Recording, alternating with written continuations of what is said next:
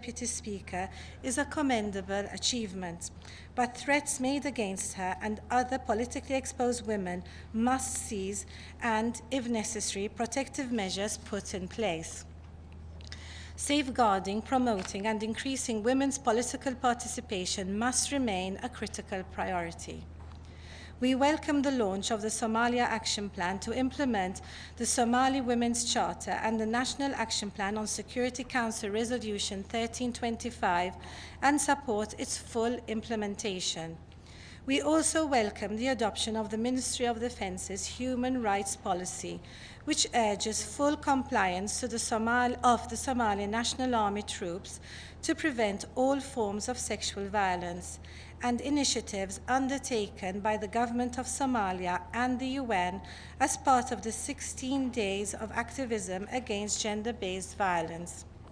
We encourage the federal government of Somalia to consider ratifying and implementing the Convention on the Elimination of All Forms of Discrimination Against Women and to strengthen the legislative framework to enhance the protection of women and girls against sexual and gender-based violence. Thank you.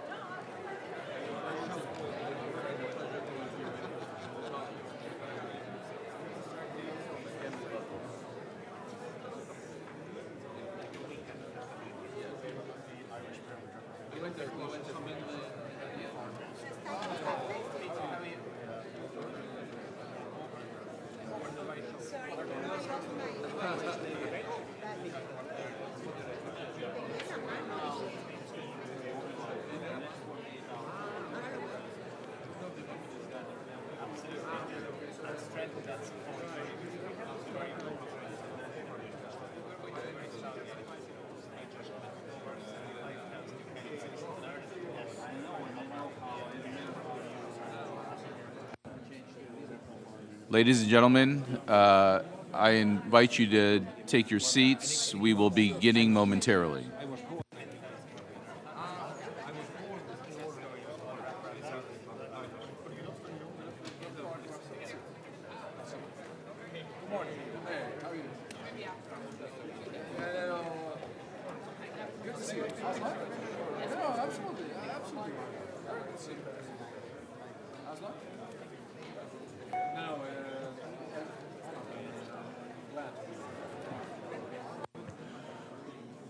All right, ladies and gentlemen, good morning, everyone. I take the liberty to invite you kindly to take your seats because we will start very shortly. Thank you very much.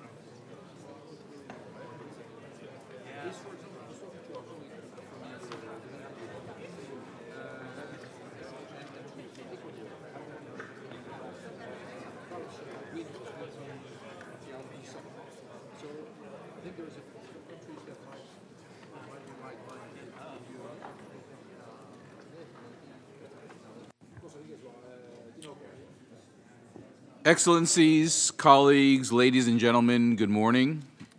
My name is Keith Harper. I'm the former United States Ambassador to the UN Human Rights Council in Geneva, Switzerland. I wanted to welcome you to this high-level sponsored by the mission of Ukraine and numerous other missions on the gross and systematic human rights violations due to the Russian aggression against Ukraine. A couple of housekeeping notes at the top. There is simultaneous translation, English to Ukrainian and vice versa. And we have many distinguished speakers here today, and we're honored by your presence and your participation. We would note that the schedule is rather full, and we respectfully urge you to stay within your allotted time. The story of Ukraine, the story of this last year, is a multifaceted one. It is the story of the illegal, brutish, unlawful, and criminal aggression of the Russian Federation in their attempt to conquer the Ukrainian people.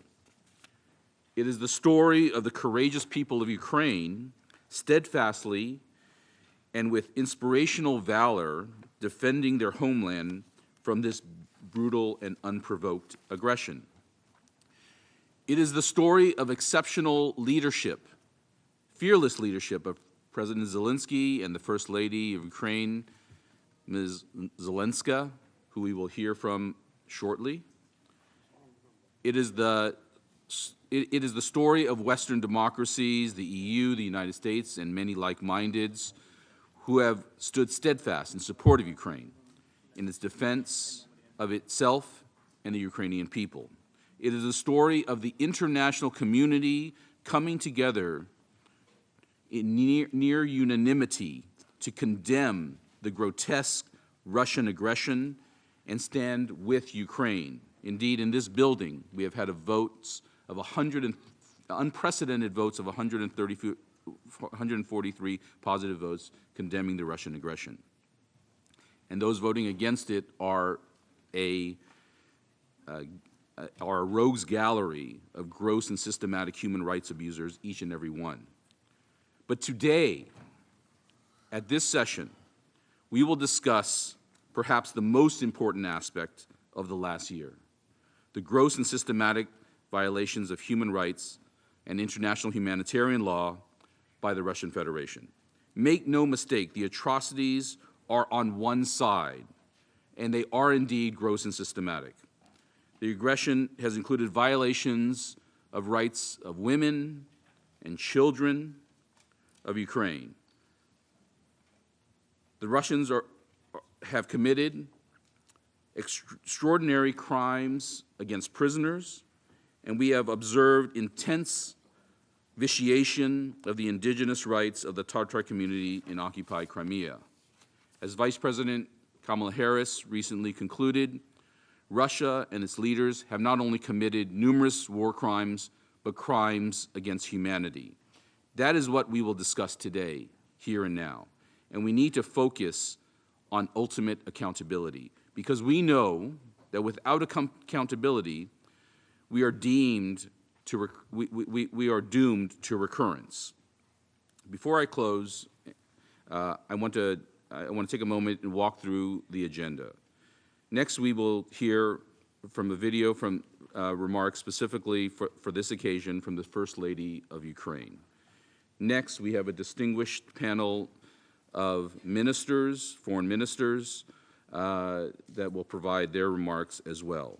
After that, we will have a video presentation from the Honorable Karim Khan, King's Counsel and prosecutor at the ICC. It is always most critical to hear the voices of the victims, and on the first panel, after the high-level ministerial panel, we will hear from those who will testify about their treatment as prisoners of war. The second panel will focus on the atrocities committed against the Ukrainian children. And the final panel will document the horror of this conflict and the crimes against humanity committed by the Russian Federation and their leadership. This will include testimony about the violations of human rights of the indigenous Tatar community in occupied Crimea.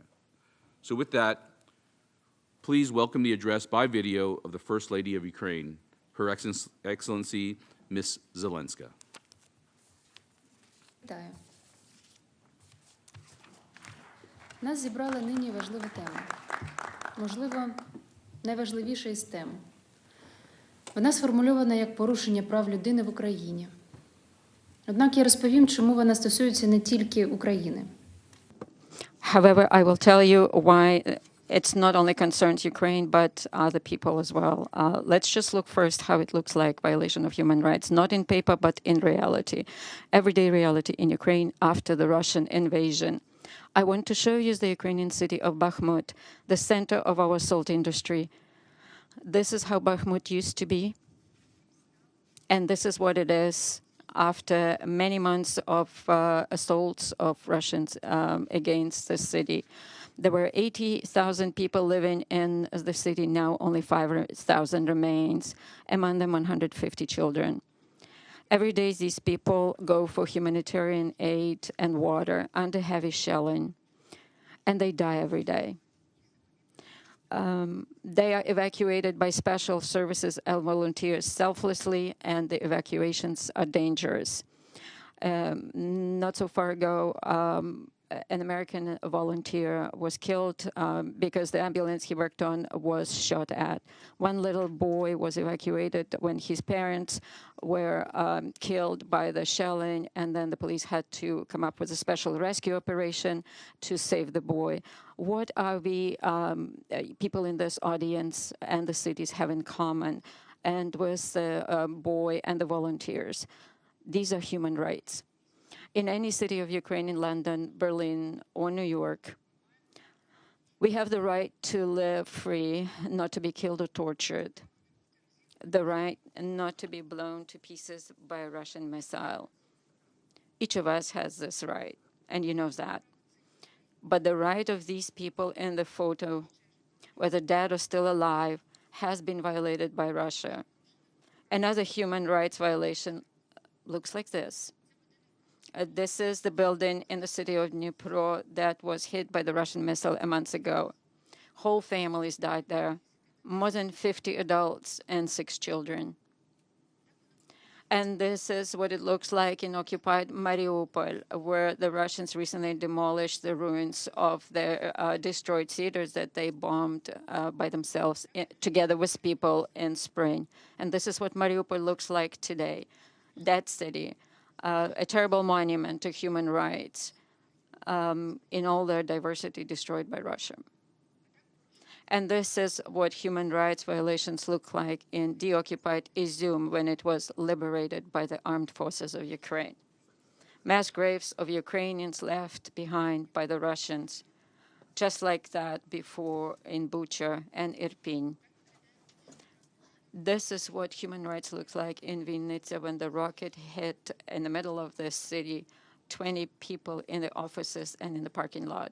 There were 3 children among them during a routine visit to the doctor.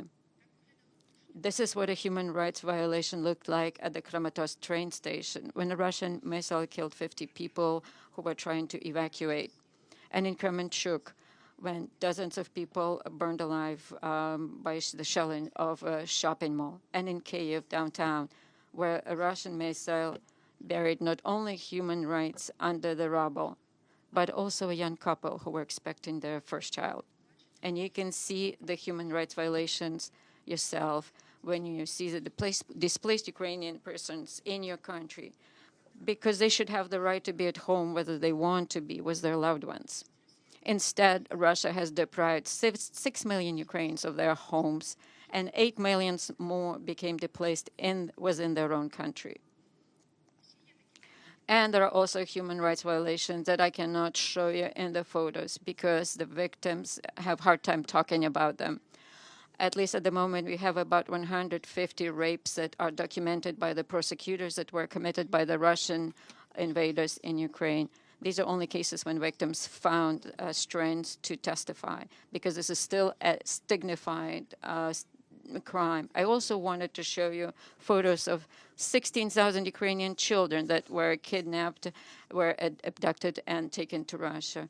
Their right to childhood, to family, to their language, to their nationality was violated. From what we know, they're being given to the Russian families, and they're trying to erase their memory about their origin. And I think you will agree that regardless of our country or nationality, we have the right not to be killed in our own homes.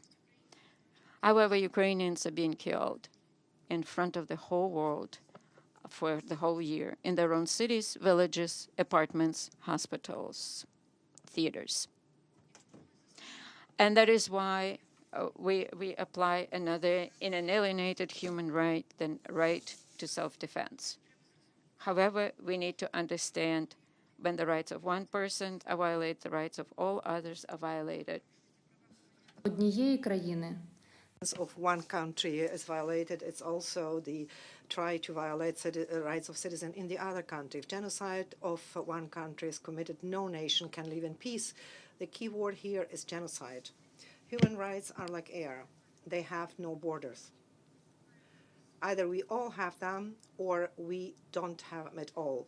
Therefore, when Russia shells Ukraine, takes nuclear power plants as a hostage, threatens with nuclear weapons, it is the attack on very principle of human rights, the one that the world documented in the Convention on Human Rights more than 70 years ago. That's why we say that this year we are not just fighting against the aggressor, we are fighting for human rights, common for the people in Bakhmut, Dnipro, Kyiv, Mariupol, and to everyone who is in this room or has joined us online. We are fighting for what unites us, the right to freedom, life, not to be tortured, and to live freely. Ukraine's victory will mean the victory of human rights over lawlessness, torture, and destruction. Therefore, justice for Ukraine is a justice for the entire world. That's why we call on the United Nations to establish a special tribunal for the crimes of Russian aggression. It is not only us who need that. We need that for everyone, so it never will be repeated again. No one will have to suffer that. We are talking these days about different fronts. The real front, when we fight with the arms, the economic front, where we fight with sanctions. I'm calling on you to create a legal front, a front of justice. It is needed to save succeeding generations from this scourge of war and reaffirm faith and fundamental rights of people, the dignity wars of the human humans, equal rights of men and women. And these are not my words. It's a quote from the United Nations Charter, signed on June 26, 1945, after another terrible war ended. But they do sound so relevant today. Let's listen to them. Let's finally listen to them. Thank you.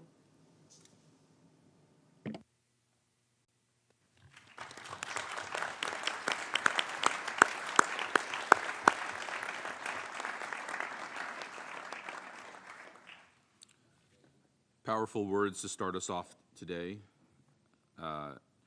Now we will hear from His Excellency, the Foreign Minister of Ukraine, Mr. Kuleba. You have the floor, Excellency. Thank you. Excellencies, colleagues, ladies and gentlemen, I'm grateful to 45 countries that helped make this event happen, as well as to everyone who joined us in person or online today. This event is a wake-up call.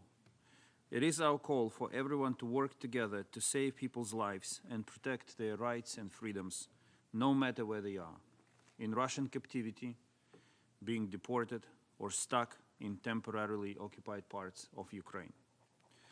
Russia's full-scale invasion of my country caused the worst human crisis in Europe since World War II. Russia has committed all kinds of crimes against the Ukrainian people for the past 9 years, violating every bit of the Universal Declaration of Human Rights. Forcible deportation, filtration camps, arbitrary detentions, enforced disappearances, torture, summary executions, conflict-related sexual violence, attacks on civilians, and critical infrastructure with missiles and drones. This is not a full list of crimes against humanity and war crimes committed by the Russian Federation. Thousands of Ukrainian prisoners of war and civilians remain in deplorable conditions in illegal detention on Ukraine's temporarily occupied territories or in Russia. But the most deplorable crime is the forcible transfers and deportations of Ukrainian children to Russia, away from their families. Office, please turn on your camera. And caregivers. Hundreds of We orphans. are broadcasting you into the meeting. Can you please turn on your camera? Thank you. I would be happy to if you show me the button I have to push.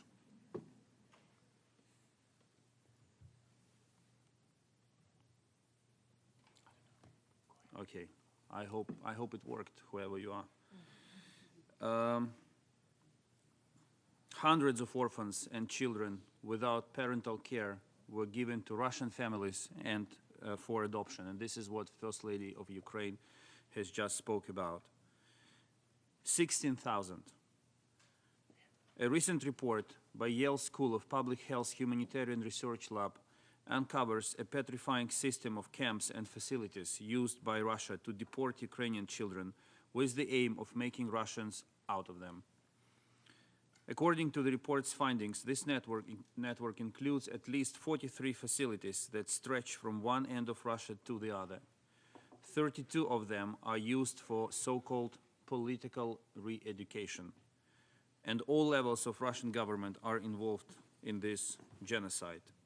This horror must stop, and those responsible must be held fully accountable. To stop it and punish perpetrators, we all need to join forces.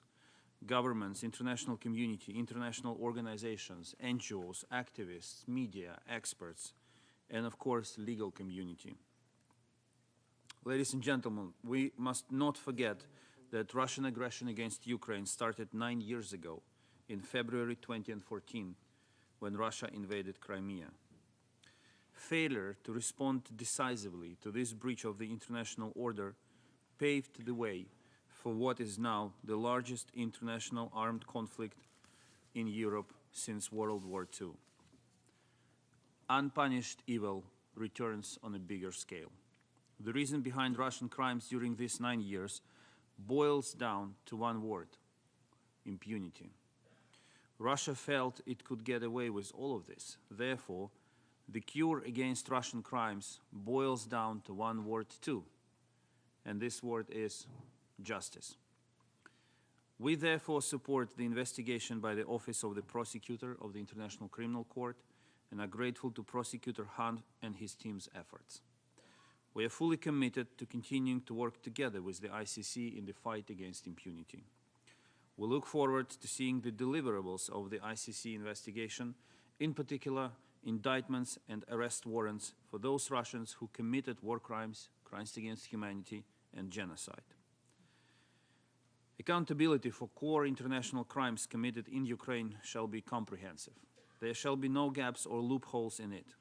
Russia's political and military leadership must face justice too.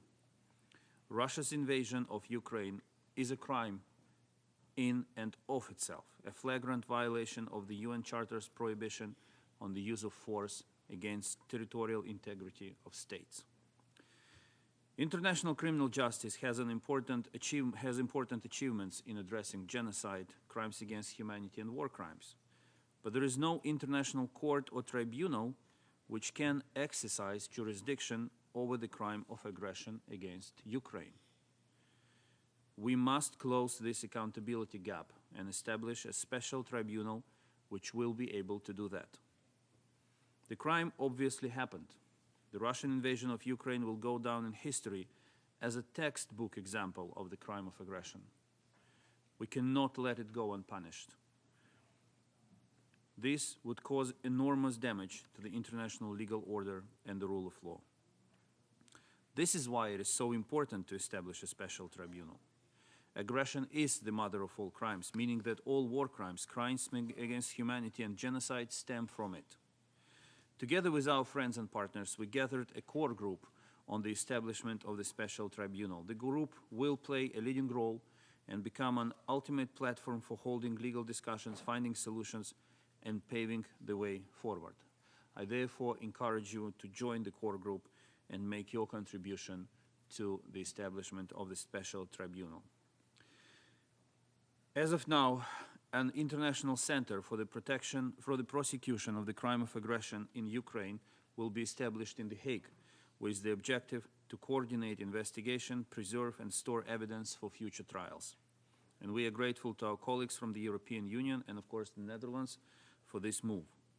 We look forward to the rapid establishment and beginning of operations of this center. This is an important step forward to ensuring accountability for the crime of aggression. Ukrainians hear the powerful voices of the entire democratic world in our support, which should be strengthened by resolute, coordinated actions. And I'm confident that our dialogue today will contribute to the creation of new effective initiatives and formats of cooperation on human rights protection and accountability.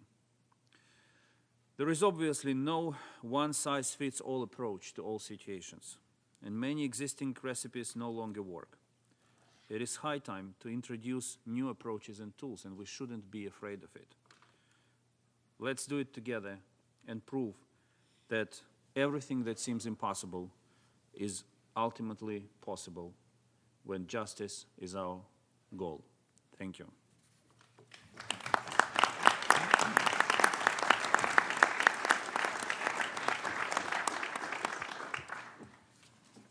We will now hear from the Foreign Minister Hoekstra of the Netherlands. Your Excellency, you have the floor. Thank you, Chair, and ladies and gentlemen, I cannot get the image out of my head. The conversation I had with Sasha, a 12-year-old boy who has seen more misery in his life than we probably ever see in ours. He told me how his eye had been injured during a Russian missile attack, and how he had been captured by Russian forces, separated from his mother, and told that he had been adopted by Russians because he had no parents. And it was only thanks to the perseverance of his grandmother that he was able to escape the dark fate that had befallen on thousands of Ukrainian children. And I have to say that it truly grieves me how these children are being ripped away from their families, their culture, and their heritage. And how Russia is actually trying to eradicate the Ukrainian identity by targeting the most vulnerable. Ladies and gentlemen, 1 year after Russia began its unworded, unprovoked and illegal war in Ukraine, the crimes are simply piling up. Child abductions, sexual violence and torture. The shelling of schools, hospitals and houses, and the destruction of basically entire neighborhoods. This has to stop. And yes, eventually we all want peace, but the only way to bring about peace is by not tolerating this aggression. And as we look ahead towards a future peace, we must also look back to the flagrant violations of international law, atrocities we simply cannot ignore. And that is why the Netherlands is taking a leading role in ensuring justice is being done for the people of Ukraine in line with President Zelensky's peace formula. We are working to achieve full accountability for international crimes committed in Ukraine. Accountability that puts survivors' needs front and center, with a watertight judicial process that ensures that Russia doesn't get away with such crimes. And it is to this end we're supporting the quest for accountability. We're doing this bilaterally with Ukraine, via international coordination and investigative mechanisms, and of course via the ICC. And for this quest to succeed, we also need watertight evidence. And that is why the Netherlands is sending another 2 forensic investigation missions to Ukraine. And I would like to invite all state parties to the Rome Statute present here today to contribute to this effort and basically to do the same. As I've said, nobody should get away with crimes like these. And therefore, we strongly support the establishment of the International Center for the Prosecution of the Crime of Aggression. This center, to be located in The Hague, will collect evidence that can be used to eventually try Russian leadership. And the Netherlands will host a register of damaged claims arising from Russia's aggression. And we will soon be launching a dialogue group to facilitate the coordination of accountability initiatives together with Ukraine, the EU and the ICC. And here as well, I would like to invite all of you to join and support these accountability initiatives. Dear friends, we must do all we can to prevent further injustice. And by doing everything in our power to return children like Sasha to their country, to their parents, and to their loved ones. And that is why the Netherlands joined forces with Ukraine and Germany to make sure the world knows that Russia is systematically abducting Ukrainian children, and why we firmly support the new sanctions that the EU is planning. And I would urge everyone in this room today to join us in condemning these appalling crimes. Ladies and gentlemen, Sasha's grandmother traveled through Poland, Lithuania, Latvia and Russia, and then into Russian-occupied eastern Ukraine to get her grandson back. And she succeeded because she refused to give up. The Ukrainian people are still standing because they refuse to give up. And we must help them with the same resolve. And we must do so not only for the people of Ukraine, but for the future of all of us. Because the core values that bring us together here today of the United Nations are at stake. There can never be peace. And I say that again, there can never be peace in a world where crime and brute force prevail over justice. Thank you.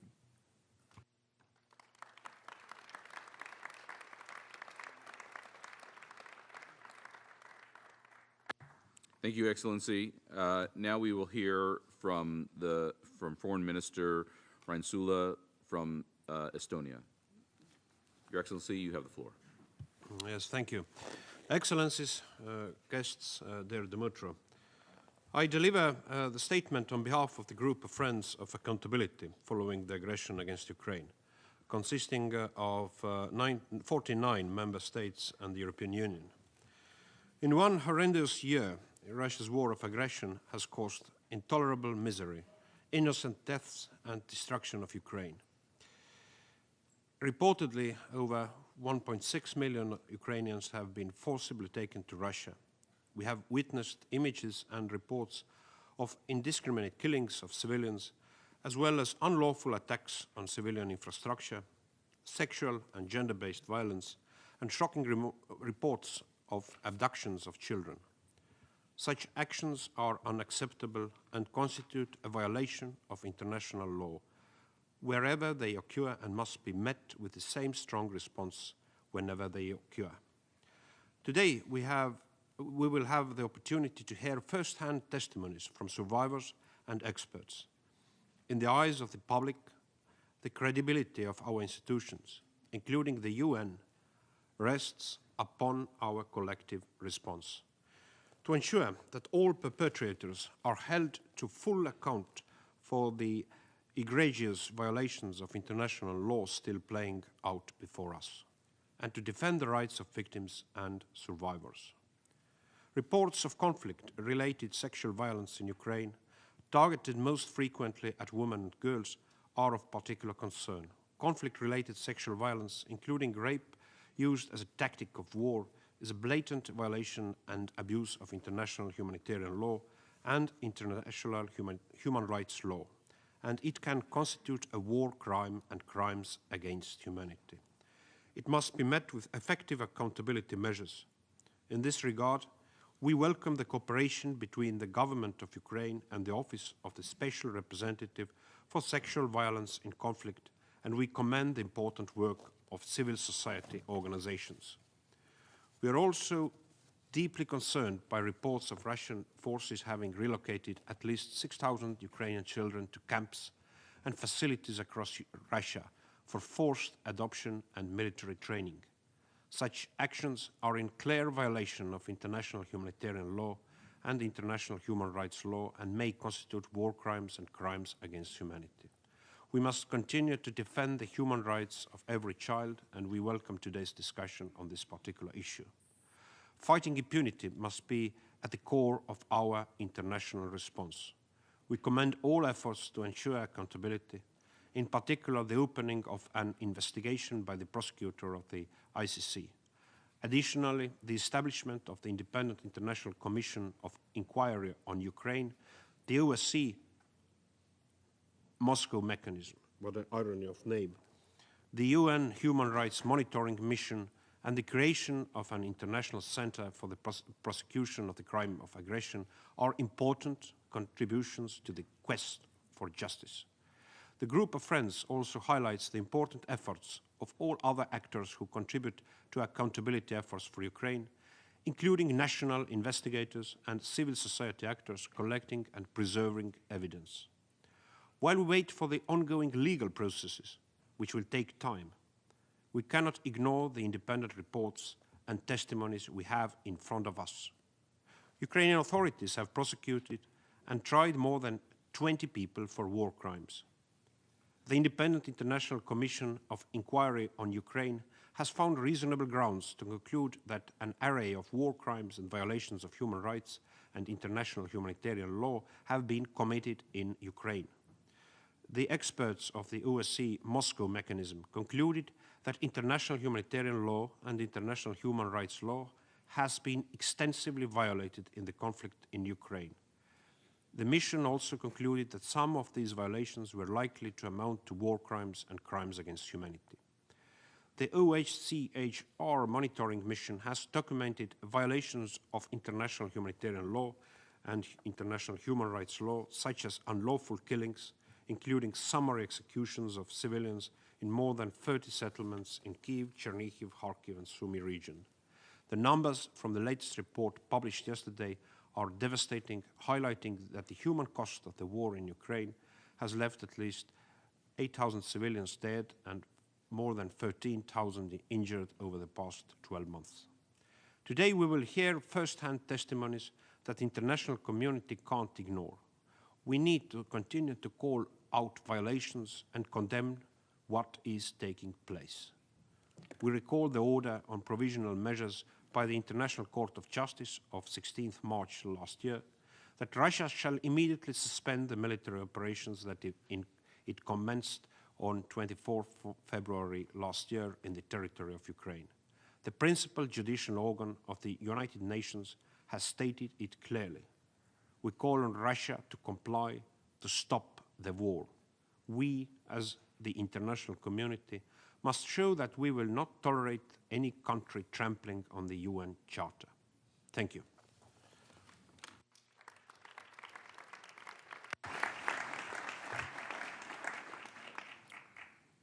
Thank you, Your Excellency. Now we will give the floor to Foreign Minister Flores of Guatemala. Your Excellency, you have the floor. Thank you, Ambassador Harper, for giving me the floor. Victory for human rights, justice for Ukraine, and accountability. That is the reason that we are here, dear friends and excellencies. This is the moment that we need to strongly condemn the unjustified and unprovoked aggression by the Russian Federation against the territorial integrity and the population of Ukraine. These actions constitute a flagrant violation of the United States Nations Charter.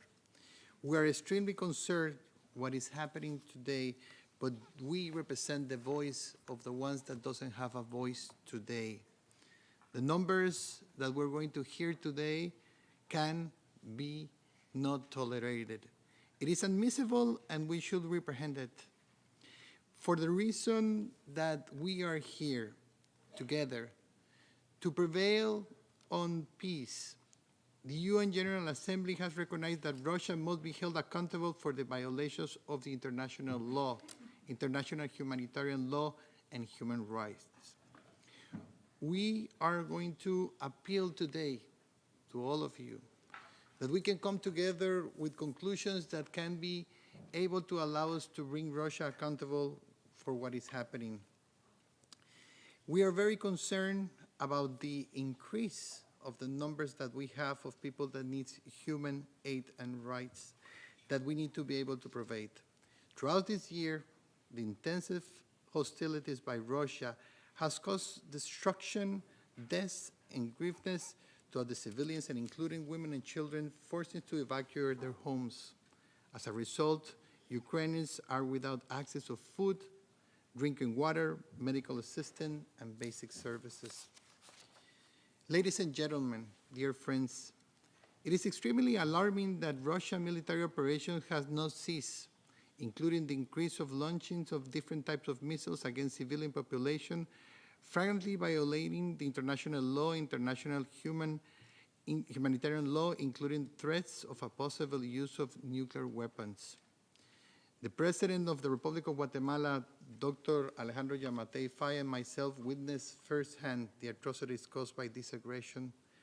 During our visit to Ukraine last year, the scene was devastating.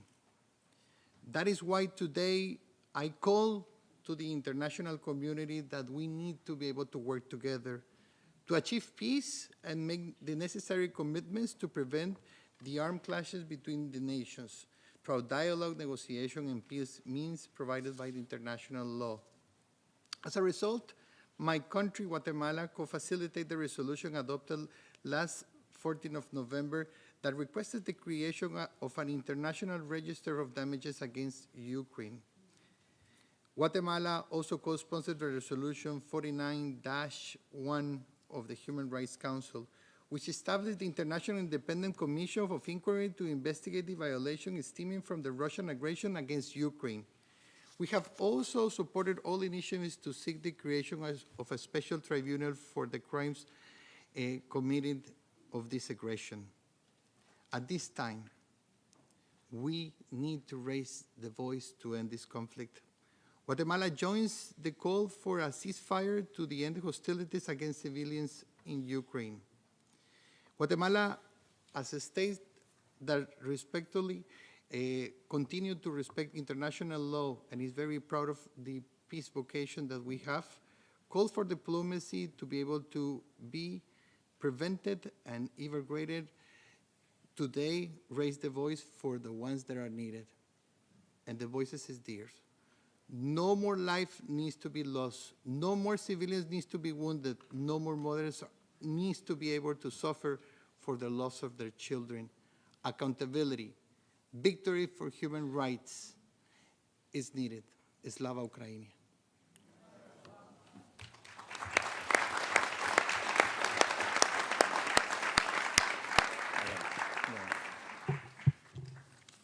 Thank you, Your Excellency.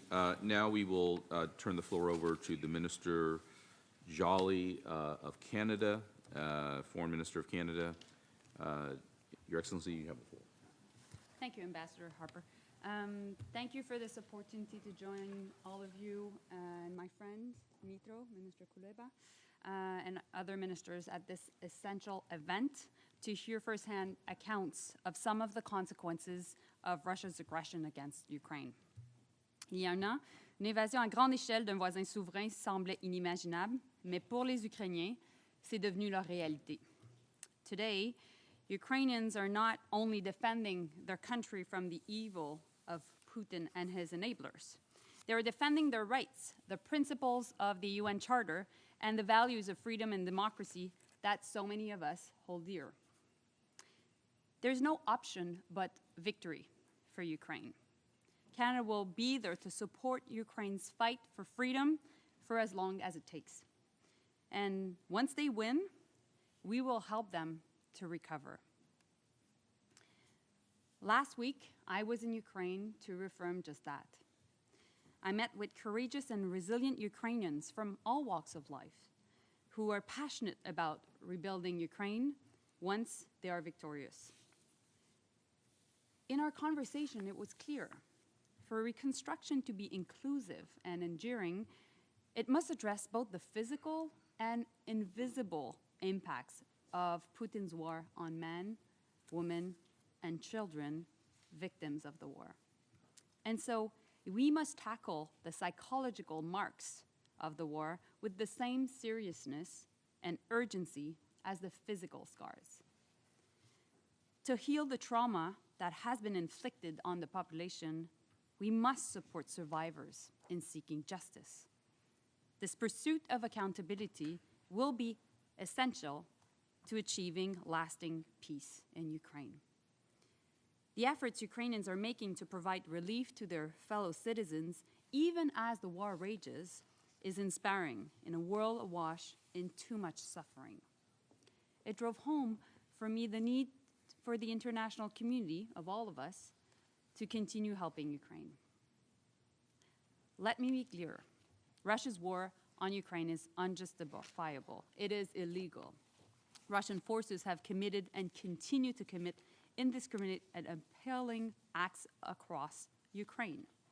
They have destroyed entire cities, targeted hospitals and playgrounds. In an act of incredible horror, they have ripped children away from their homes. They have taken the lives of too many families. In Ukraine, I met with the Prosecutor General to discuss his work to gather evidence and prosecute those responsible for crimes linked to the war, including conflict-related sexual violence. He is dealing, as we speak, with some 60,000 cases, and this number climbs with each passing day. The details included in each are horrific. Yet those figures do not provide a full picture of the widespread human suffering occurring each of the 363 days of Putin's war. For every individual who is willing to tell their story, many others go unreported due to the stigma and feelings of shame, as mentioned by First Lady Zelenska a bit earlier. And I also met with Ukrainian police officers, psychologists, prosecutors, and investigators who are working to investigate and prosecute these crimes while supporting survivors of this violence. And Canada will continue to support them. Those responsible for this suffering will answer for their crimes. They will be met with the full force of the law. Canada welcomes Ukraine's case against Russia at the International Court of Justice, and we continue to support the International Criminal Court's efforts in Ukraine. We have also joined the core group launched by Ukraine, my friend Mitro, in examining the proposal to establish a special tribunal on the crime of aggression, a crime which may not fall within the scope of existing institutions. Together, we will leave no stone unturned as we identify the most effective ways to hold Russia accountable for its crime of aggression. This is also aimed at deterring others who are watching us, considering if they could ever challenge the rules. The emergency session of the General Assembly will meet today and vote tomorrow on a resolution on UN Charter principles underlying a comprehensive, just and lasting peace in Ukraine. Je sais que les Ukrainiens comptent sur le soutien de la communauté internationale pour les aider à parvenir à la paix. And Canada calls on all member states to support the resolution and through it to continue supporting the principles of the UN Charter and the people of Ukraine. Thank you. Merci.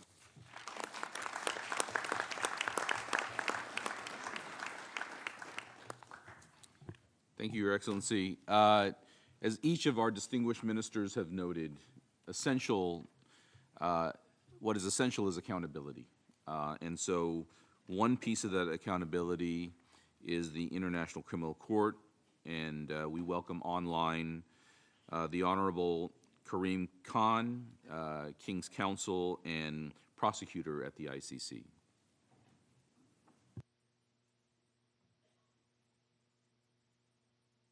Distinguished foreign ministers, ladies and gentlemen, it's really a somber moment, and it's an awful and unwanted necessity to be assembled together today.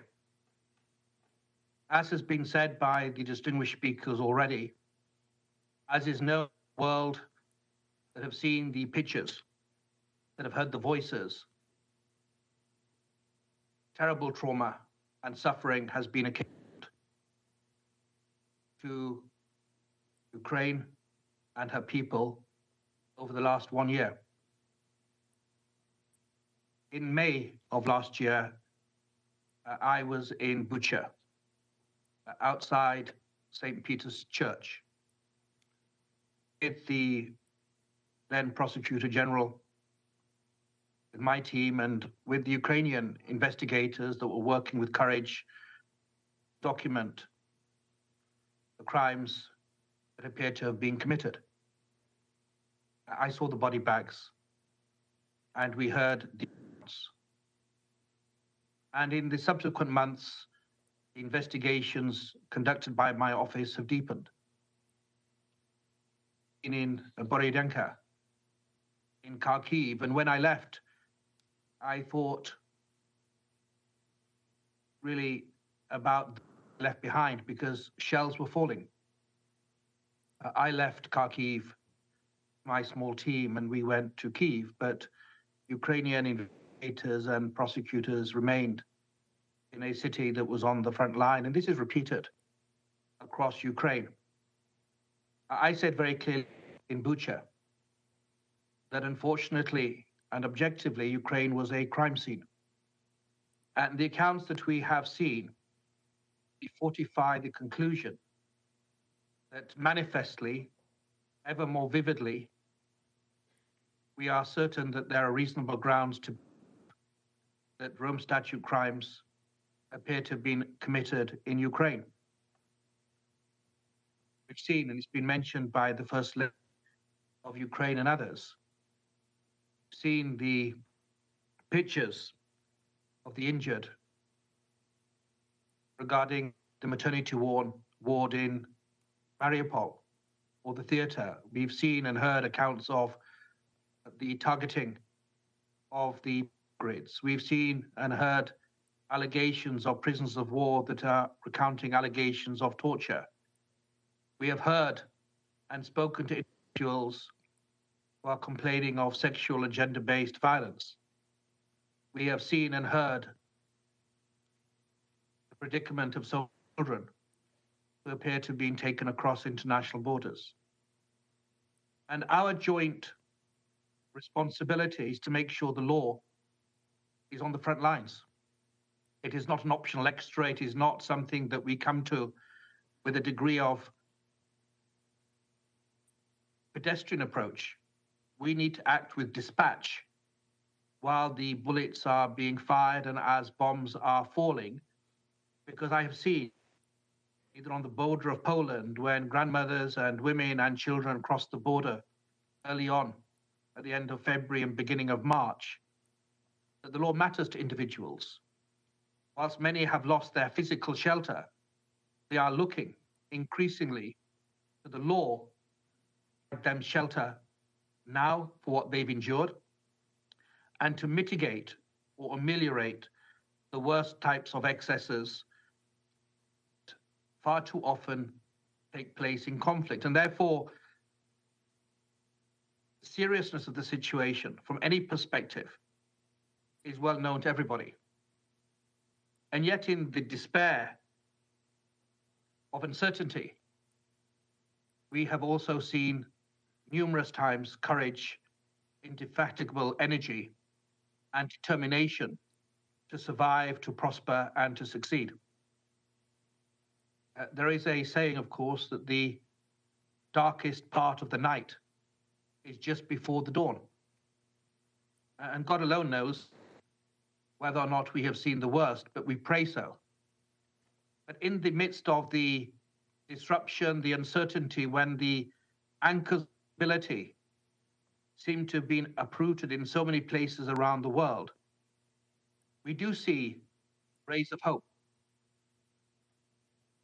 In an unprecedented move, within 48 hours of my invitation, 39 states spoke with one voice from all corners of the world that the situation in Ukraine should be referred to my office. We now have 43 states. We have seen new partnerships being built. The Foreign Minister of the Netherlands, Wopke Hoekstra, has to be applauded, as does the government of the Netherlands, in pioneering with my office a unique, novel, rotational model for forensic experts to go under the of the ICC to help document crime scenes, to collect evidence to the highest international standards, to help the Ukrainian national authorities, and also to provide evidence to my office in a way that will facilitate independent and impartial investigation. Since May of last year, we've had a continuous field presence in Ukraine. We've partnered also with, for the first time in the history of the office, with a joint investigative team, 7 states now under the auspices of Europe. And we've also tried to build new bridges, realizing that there's no space for disinterest. There's no space for spectators in this battle conscience of humanity, this imperative that the law is rendered effective in this critical moment of world affairs.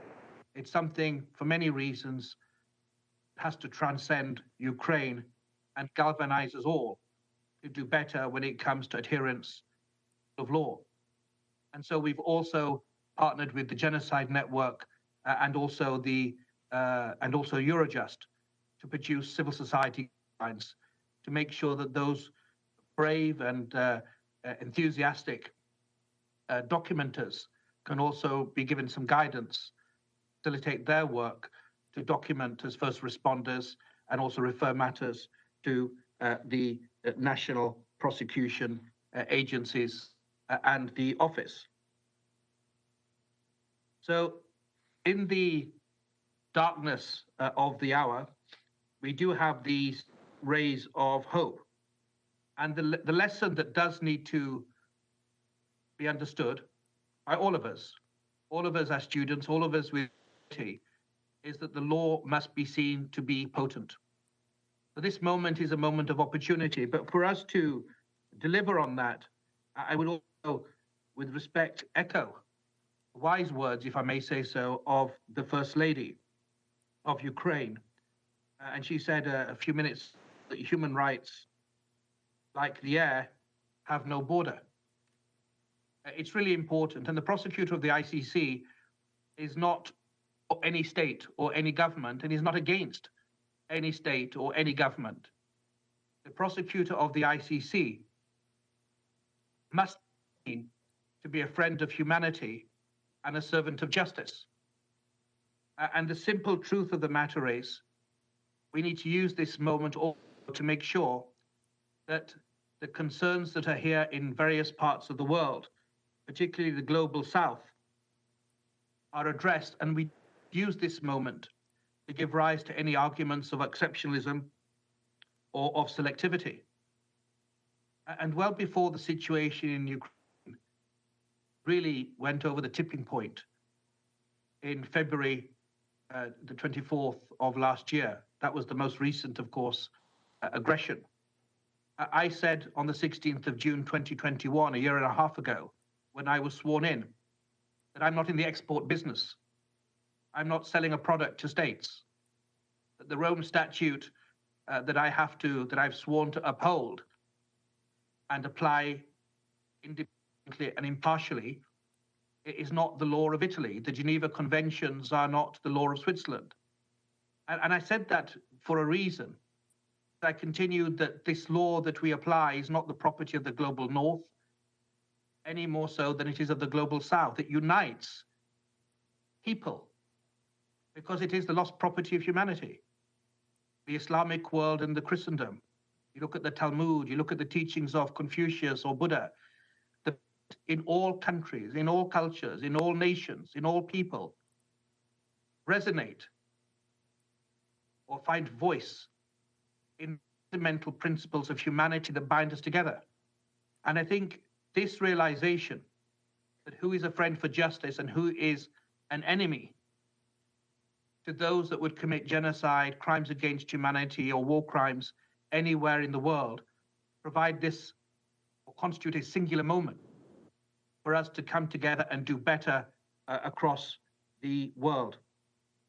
We've tried to show that dynamism in a number of situations. In Libya last year, we applied for new warrants. We've tried to increase our field presence, not only in Kyiv, or in Cox's Bazar, or in Caracas and in other parts of the world. We're trying to move forward with confirmation hearings in Joseph Kony case, to move forward. And if we seize this moment of opportunity, if we realize with greater acuteness, the law is not something that can be taken and left. It's not part of an a la carte menu that we can choose what we want. This dark moment, this moment of uncertainty for Ukraine, can be a moment for us to together as humanity and show the victims, the survivors, the very courageous people that are going to speak in a moment, that from Kyiv to Cox's Bazar, from Kharkiv to Khartoum, international justice is on their side. And if we do that, perhaps we can move more positively in a better direction to make finally, once and for all, in the 75th anniversary of the Universal Declaration of Human Rights, we deliver on the promise of never again and the prayer of a world with more justice and less crime. Thank you so much.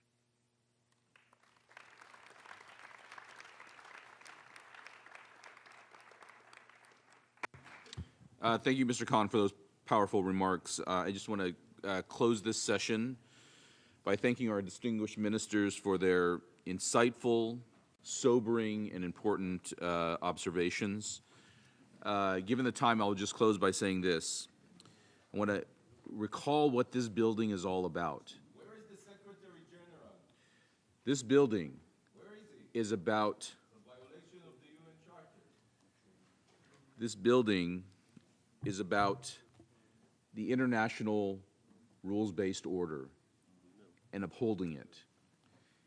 And Russia's aggression has been the most glaring vitiation of that of the UN Charter and of what this manifestation, this institutional manifestation, is all about.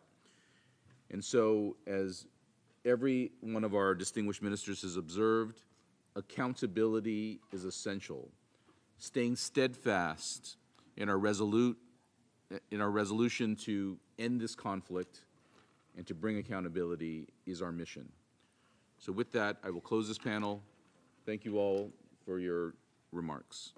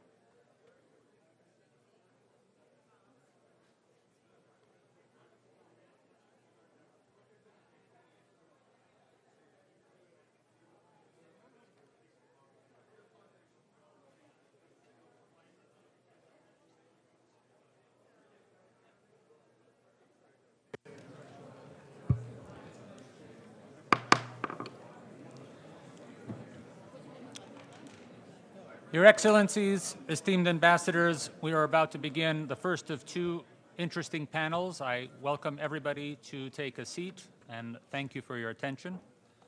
Once again, Your Eminences, Your Excellencies, esteemed ambassadors, distinguished government officials, and our honored guests. This will be the first of two panel discussions with witnesses. This one is entitled The Violations of the Rights of Prisoners of War. There will be a Q&A session, time permitting, which is why I'm trying to get everybody to their seats. We encourage you to ask questions during this first and second panels when we have our honored guests with us to help us in our deliberations going further. My name is Andriy Dobryansky. I'll be the moderator for this panel. I am the chair of UN Affairs for the Ukrainian World Congress, which is the International Assembly of Ukrainian non-governmental organizations representing over 20 million people. I would also like to acknowledge that I am joined, as always in this chamber, by my good colleague, Dr. Marta Kebalo, Chair of the Commission for the United Nations for the World Federation of Ukrainian Women's Organizations, also registered with ECOSOC along with the Ukrainian World Congress. To every extent that it is possible, the organized Ukrainian diaspora has been dedicating numerous services focusing our attention on this war. However, this panel is related to crimes that are even beyond our comprehension. The willful killing, torture, or inhuman treatment, willfully causing great suffering or serious injury to body or health of the Ukrainian prisoners of war are all grave breaches of the Geneva Convention relative to the treatment of prisoners of war. The emergence of information about these crimes, brutal war crimes committed by the occupying force against Ukrainian prisoners of war, has coincided at times with the revelation of crimes against detention facilities as well. As an international community, we have heard of the special UN rapporteur about crimes being committed against civilians, and today we hope to open up the dialogue a little bit more about the war crimes committed against prisoners of war, which is again against international convention. I would like to introduce our first speaker. Our first speaker is Ilya Samoilenko, a hero defender of Mariupol. He is a former prisoner of war. He joined his regiment in 2015 when he was still a 21-year-old student at university. He was a history student, and yet he left to join the war. He paused his education and went to Mariupol shortly before the great events of February 2022, which shocked this body as well as everybody around the world. You may have heard him because of his valiant defense of the city of Mariupol and staying within the Azovstal steelworks facility until his very last day, communicating with the international community. And we were very grateful as an international community to have a voice directly from that facility. Without further speaking on my part, I would like to present Mr. Samoilenko.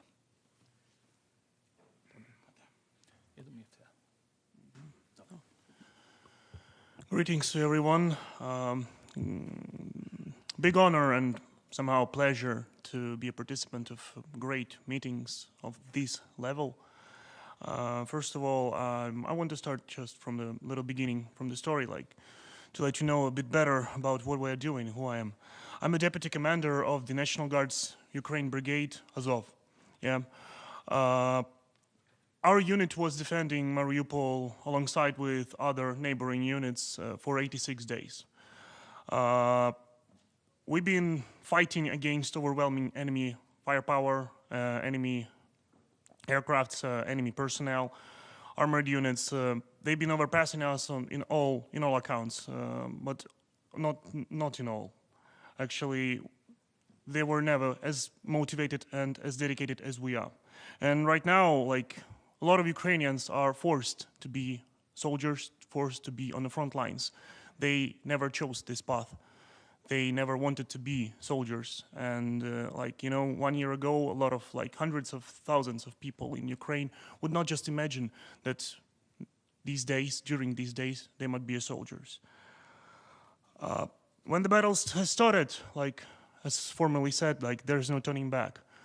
And we've been fighting 86 days in total isolation.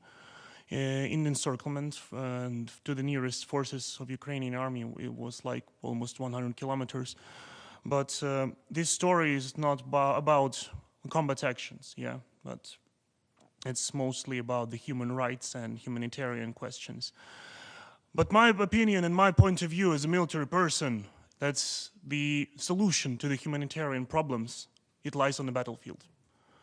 I will not like tie the blanket too much on the combat aspects, yeah, because like, you know, it's for the other types of meetings. But we heard a lot of words today about the Russian atrocities that they've been doing to the civilians, about mass graves, about rape, plunder, about deporting of children, about deporting of regular civilians, about filtration camps that are also seen, about inmates in captivity, the prisoners of war who also treated like, well, far from ideal, I might say. And these are just the top of the iceberg. These are just the things that we can investigate. These are just the things that are unveiled, uncovered, because we are recapturing our territories. Regarding the Izum, Liman, Kharkiv region, regarding the Kherson region on the south of Ukraine, you should know that without liberation of Ukrainian territories, like 80%, maybe much more percent of their atrocities and crimes will still be uncovered, undiscovered, unveiled, and uninvestigated. And we cannot allow that. We cannot allow that to happen. For the last year, Ukraine, you know, we became a spearhead of the world fight against the tyranny, against the oppression, against the like collective evil. Yeah, and the world somehow right now is united and somehow is separated between. You can support. There are sides in this war. Yeah, actually, and but it mostly like not my sphere of competition, because like I'm a military person. I know what I do, and like I know what I should not do. I'm a guest in this world, like all these events, meetings, yeah. Like for the last couple of months, I became a rather often participant of the events like this. But in a couple of days, I will return to my battlefield, to my world, where Ukrainians are struggling each day. First of all, we started this like somehow testimony, just about like to show my story, yeah, but. It's just my story. There will be a couple of more other stories by other speakers, yeah, but you should know that there are hundreds of thousands of stories that cannot be told, and they will not be told because these people are silent. These people are dead. These people are under Russian captivity, in Russian captivity. They are under the occupation on still unliberated territories. And I might say again, yeah, the only solution to humanitarian and human rights problem lies on the battlefields, because you know how it works. The one thing that happened to Ukraine, that we became a battlefield again, like hundreds of years ago, like dozens of years ago in the previous wars. But this war is like it's much worse. Comparing to the classic maneuverable wars of third generation in 20th century, we can stream it online. Yeah, and you know, we also been somehow streaming online the combat actions in Mariupol, and that's how the world knew about what is happening. What happened in Mariupol and in other cities is actually basically a genocide. We've seen this in the Russian tactics, military tactics. It's not just about the recent bombardments of residential buildings. It's not just about the recent attacks on the civilian infrastructure, or not just about vicious attacks with long-range cruise missiles for the civilian objects. Yeah, because in Mariupol and in Kharkiv, we've seen it's like a part of military tactics of the ground forces. Because like if they're putting their strategic goal to destroy our infrastructure, that's the one point. But if they are putting other goal to destroy houses of people where they live. That's basically a different point. We've seen that in tactics in Mariupol when they've been performing indiscriminate bombings on the civilian houses. They also been doing this in Kupiansk, in Kharkiv, in many other cities. But in Mariupol, I witnessed this with my own eyes. Actually one eye, yeah. The other one is artificial. Not just the bombardments, rocket strikes, multiple launch rocket systems, naval artillery, naval rockets, all this barrage of arms dropped on the civilian buildings. And tens of thousands of people died there. And these human rights violations, like severe human rights violations, cannot be still investigated properly. As well as the other atrocious crimes committed by the Russians regarding the inmates in captivity, the prisoners of war. For example, the terroristic act that happened in Olenivka prison on the July 29th cannot be properly investigated because Russians are not letting in the delegation of the proper organs to investigate that. Yeah, and what happened back then, most of you probably know, but a couple of hundreds people were transferred from one barrack to another one, and the barrack was basically blown up, exploded from inside. People basically died in their sleep peacefully. Me as a prisoner of war, I know how it feels, because Russian captivity is not just it's not what you think. It's not still a place for a vacation after a long period of enduring battle. It's the have you ever seen the movies about Gulag? Yeah. Well, just imagine that, but a bit worse. Yeah, because we've been frequently asking about the conditions, how it was there, how do we felt, but it varies from the places where you are upholding. It varies from the shifts that are taking you inside.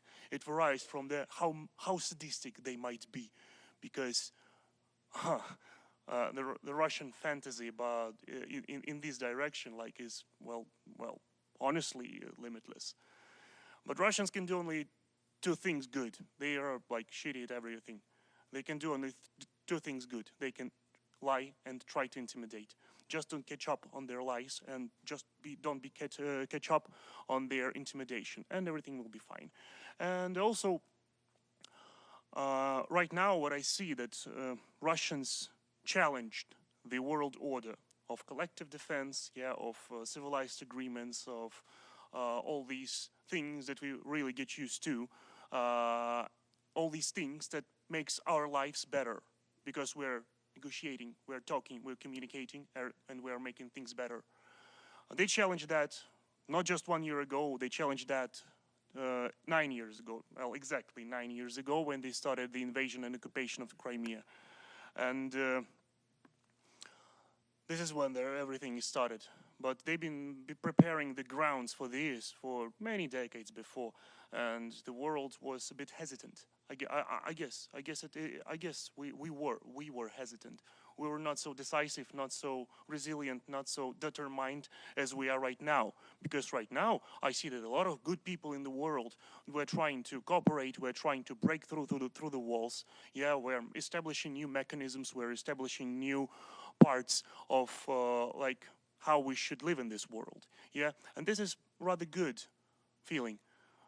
But it's a bittersweet feeling, because every day when we are talking, every day of hesitation costs lives. Every minute of hesitation costs lives. I want to remind that, I've been telling this in my streams from the Azovstal plant, nothing changed since then. Nothing changed. The hesitation means lives. The hesitation and the time of waiting while we are just preparing, organizing something, this means that people are still holding in captivity. People are still under occupation. And only God knows what happens to them. Because, as I said before, there are hundreds of thousands, maybe millions of stories that will not be heard by us. Because these people are silent.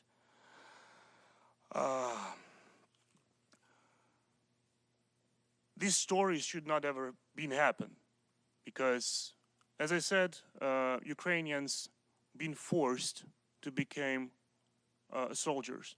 But you know, it's very good, and I'm proud to say that we are not just soldiers, we are a warrior nation, and thanks God, like we have like our pride and your support of free world, and a lot of words already been told by the officials, by the people who are in charge, yeah, and you know, for me as the like a relatively lesser man, yeah, because like I'm just the front page of my kind, yeah.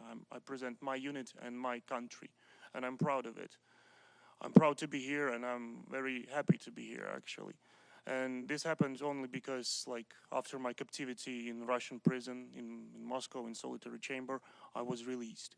I was released by the collective actions of Ukrainian government, the president's office, yeah, the GUR intelligence agency, the coordination staff, yeah, that representatives are also here present today.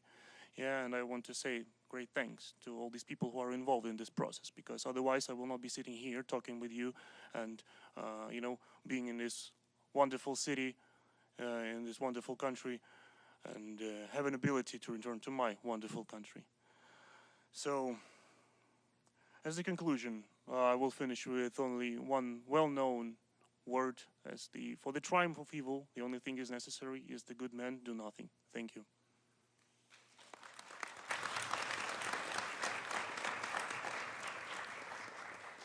Thank you, Ila. I will once again remind everybody that we will try to get in a Q&A session both in this panel discussion and the one immediately thereafter. For those who are, I'm encouraging you to sign up for questions. Please sign up for the list at the checking stations, and we'll try to get to those towards the end of our remarks today. Our next speaker is Mr. Artem Deblenko to my left. For those of you who are still looking, we do have a QR code for the program if you need to cite anybody's name for your question. Mr. Artem was a Marine who was among several hundred Ukrainian fighters who returned from captivity only a few months ago. He also defended Azovstal in Mariupol, and he was twice recognized with the Knight of Order for Courage. Following his latest release only a few months ago, he very publicly stated, "If hell exists, then I have been in it twice. First Mariupol, then Azovstal." Mr. Artem, the floor is yours. Dear ladies and gentlemen, here is a man who hardly looks now like someone who has been in Russian captivity. But 5 months ago, I weighed 40 kilograms less. All my ribs, some of which were broken, could be counted visually. All I had to do was just to take off my t-shirts. When I looked in the mirror, in the first day after the exchange, I did not recognize myself. You have the opportunity to see now what I saw in the mirror then. I think the difference is obvious. Until February 24, I lived in peaceful Mykolaiv city. Ran a small business, including being the head of the region's largest news agency, which of the past 20 years has been promoting to the rule of law, the values of democracy, and fighting for human rights. Everything has changed at the moment, when a already dictator Putin from a neighboring country decided to destroy our country. I, like tens of thousands of civilian Ukrainians, immediately joined the armed forces to defend not only our country, but also the ideological values to which Ukraine has been striving all the years since gained independence, breaking free from prison nations in 1991. Together with ordinary Ukrainians like me, we defended Mariupol. We can talk for a long time about those days of defense, about ton bombs that the Russians dropped on the heads of the citizens. But now, I want to talk about something else. I want to talk about my comrades who remain in captivity, of the occupiers who came to our land. I was in Russian captivity 125 days. This is about 3,000 hours.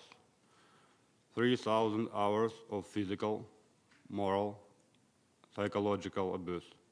3,000 hours of Russian hell. Do you know what a walk in Russian captivity is? Is then you're forced to run past Russian sadists who beat you with hands, feet, and sticks.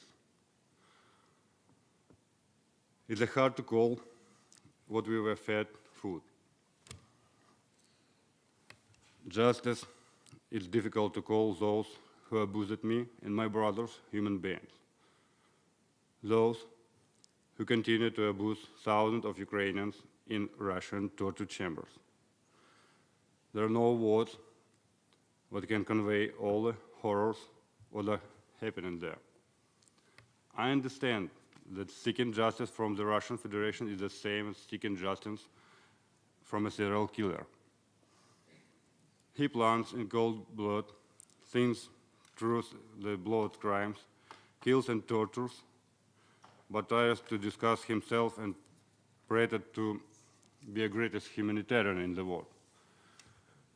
This is what the Russian Federation is actually doing today, coming to Ukraine land and committing genocide against Ukrainians. Today, I'm looking for justice in this building, where distinguished representatives of the United Nations member states are gathered, where the law is not just a word, and respect for each other is real. I'm looking for help in this hall for my brothers, because whether I know, they have no weapons to equalize the chances in the confrontation with the executioner. There are no bulletproof vests to protect themselves from beatings.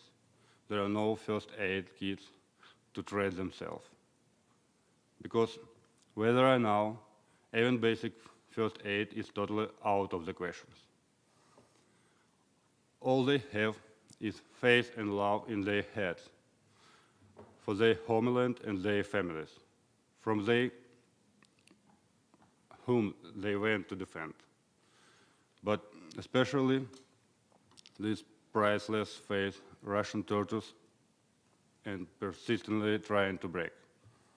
There is no peace where I was. There is no humanity. Where I was, human rights mean nothing. Where I was, there was only suffering and waiting for death. And of course, death itself. In the cell where I was, a prisoner died of torture in my arms. I can hardly forget everything I saw in Russian captivity. But this is in your power to make something that there will be less people like me. You have the power to stop the torture and abuse of Ukrainian prisoners of war captured on their own native land by a fascist horde who have no idea what dignity is. You can help Ukraine to bring all the heroes home to their families as soon as possible. That's all I'm asking from you. We will stop this war with our victory. We are stopping it with terrible cost, the cost of lives of our best people. We are stopping this war with the help of your support and the unity of the anti-civil war, for which we are sincerely grateful for you. But I am begging you to do everything what is in your power to save those who are now, in this very moment, in enemy prison and fighting for their lives and dignity. Thank you for your attention.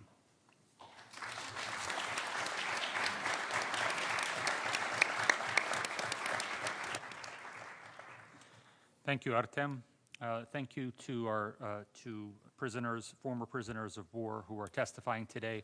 Often in this body and international discussion, we talk about numbers, and today, especially these two panels, we are not only privy to hearing directly from the people that these crimes affect directly, but as in the case of our next speaker, prisoners of war are people, and people have families.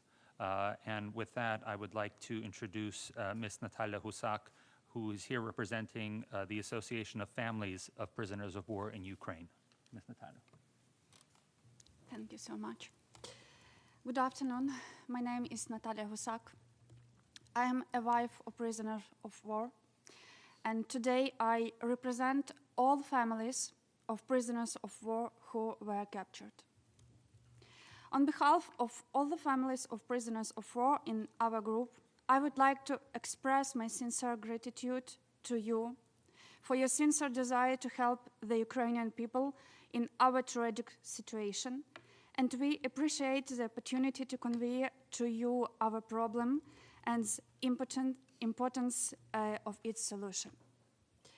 We once again draw the world's attention to the fact that thousands of lives of Ukrainian prisoners of war are under that threat every day, every minute. We live in constant stress every second. We worry and fight about the lives of our defenders, children, husbands, sons, daughters, brothers, sisters. We were talking about our worries, and at the same time we understand that there could have been no such worries if Russia had adhered to the principles of international humanitarian law. The rules of conduct and world coexistence adopted by the international community were rudely, brutally, and cynically violated by the Russian Federation. Death, murders, and tortures, suffering, the threat of starvation this is what Russia broadcasts by its actions. Cruelty and lawlessness are especially vivid, obvious, and evident in the treatment of our prisoners of war in Russia and in the temporarily occupied territories of Ukraine. What we see? We see that Russia is violating conventions binding on all mankind provisions of international humanitarian law, committing crimes against humanity. We don't see a proper response to Russia's illegal action regarding, first, violation of the right to life. The Russian Federation constantly violates Article 13 of the Geneva Convention relative to the treatment of prisoners of war, here and after the convention, which emphasizes the humane treatment of prisoners of war. Everyone has the right to life, and no one has the right to infringe upon it. However, in the context of Russian captivity, he is not an axiom. Acts of torture, humiliation of honor and dignity are carried out by the Russian Federation against all prisoners of war, which violates the European Convention of Human Rights. Right to life, prohibition of torture. Second, safety assurance. In violation of the Geneva Convention, Russia is holding captured Ukrainian soldiers in ordinary regime penal colonies, failing to convert the prisons into POW camps. In addition, many prisoners of war are held on the territory of the so-called DPR or LPR, where there are constant hostilities. The Geneva Convention clearly stipulates the prisoners of war captured in the combat zone, but be evacuated as soon as possible to camps located at a sufficient distance from the danger zone. The conditions in these camps must be no less favorable than those enjoyed by the troops holding them captive in the same area. 3. guarantee of health and provision of medical care and services. Ukrainian prisoners of war in Russian captivity have ever limited access to medical care. According to this, those who have been returned from the captivity, medical care is provided only in emergency cases of severe injuries and illnesses, when the inaction of the regular medical staff of a hospital or prison can lead to death of a prisoner of war. Ukrainian prisoners of war who, because of participation in hostilities, have sought wounds, fractures, amputation of different degrees, injuries from shell fragments, post-concussion syndrome remain without acute medical care during the entire time of their captivity. 4. Condition of detention of Ukrainian prisoners of war. The conditions of detention of Ukrainian prisoners of war on the territory of Russia and on the temporarily occupied territories of Ukraine, which are deliberately created by the aggressor state, are violent and inhuman. Lack of food and drinking water, insufficient medicines and lack of proper medical care, lack of beds, overcrowding of detention cells, poor sanitation, lack of basic personal hygiene products, warm clothes. 5. Nutrition of Ukrainian prisoners of war in captivity. There are a number of facts of violation Article 26, Chapter 2 of the Geneva Convention relative to the treatment of prisoners of war, which stipulates that the basic daily food rations shall be sufficient in quality and variety to keep prisoners of war in good health and to prevent loss of weight or the development of nutrition deficiencies. 6. The right to information about prisoners of war, correspondence received or parcels. Families of the defenders of Ukraine for a long time, and tomorrow will be the year when many of us don't now receive information from our relatives who are in captivity in Russia. I'm so sorry. We don't know where our relatives are detained, their state of health. We have not been able to contact them for months. Meanwhile, according to Article 1772 of the Convention, we have the right to know information about the state of health, condition of detention, and to have the opportunity to communicate with our prisoners of war, to give them vital medicine, clothes, and others. But this right is not provided to us.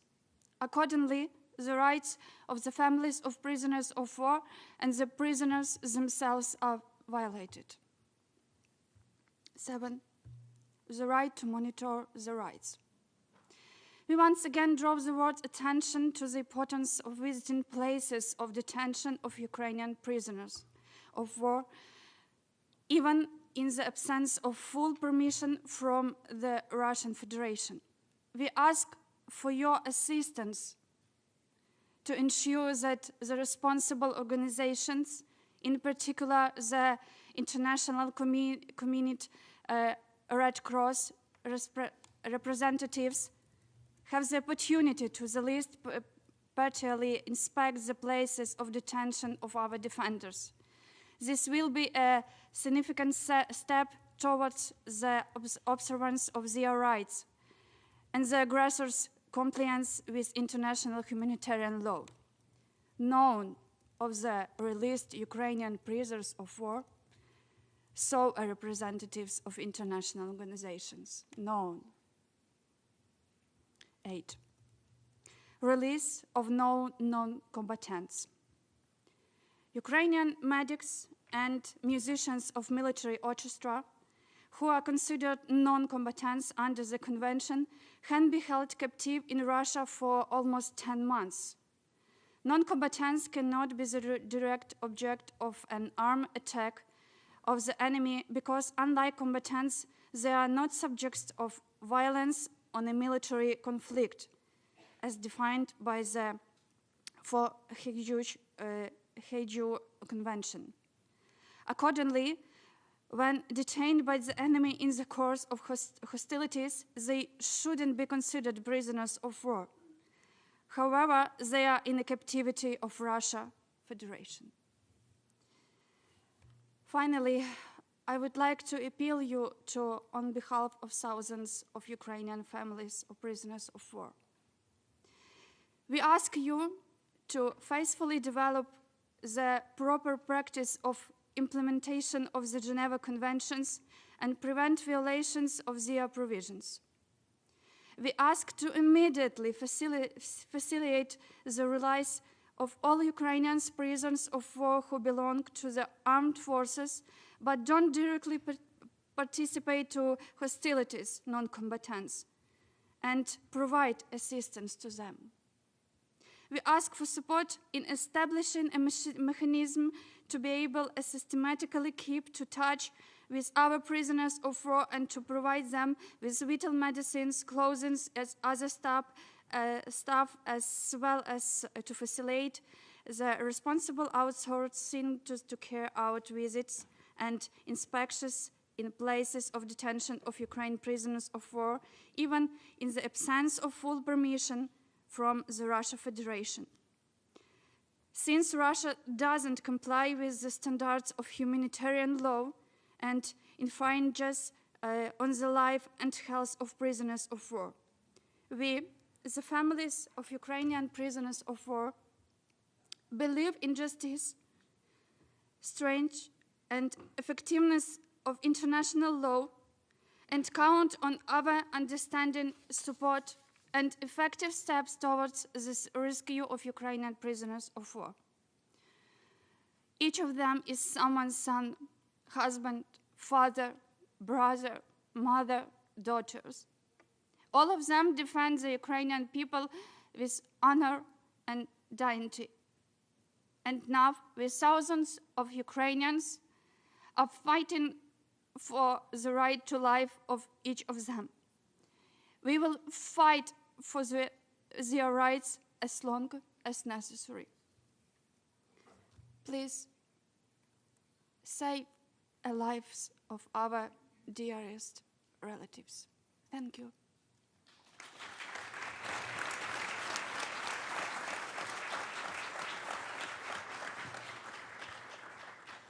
Thank you, Natalia. As when I met you for the first time yesterday, your words really open our eyes to the plight of not just what we see on the television, not just what we read in news reports or telegram channels, but that all of these events have a real human toll, whether you are on the battlefield, whether you are supporting those people on the battlefield, and especially when the battlefield has come to you in your home. Our next speaker, sometimes it's good after working 24 hours a day to see a familiar face, so I'm really glad to see my friend Ihor on this panel, because perhaps 10 years ago we would have been discussing other things and doing a poetry reading at this time of year. But instead, Ihor, after his service here in this country, returned and joined his brothers in arms in Ukraine. Today, Ihor Sibiha works as at the coordination headquarters for the treatment of prisoners of war in Ukraine. Ihor, the floor is yours, please. Thank you.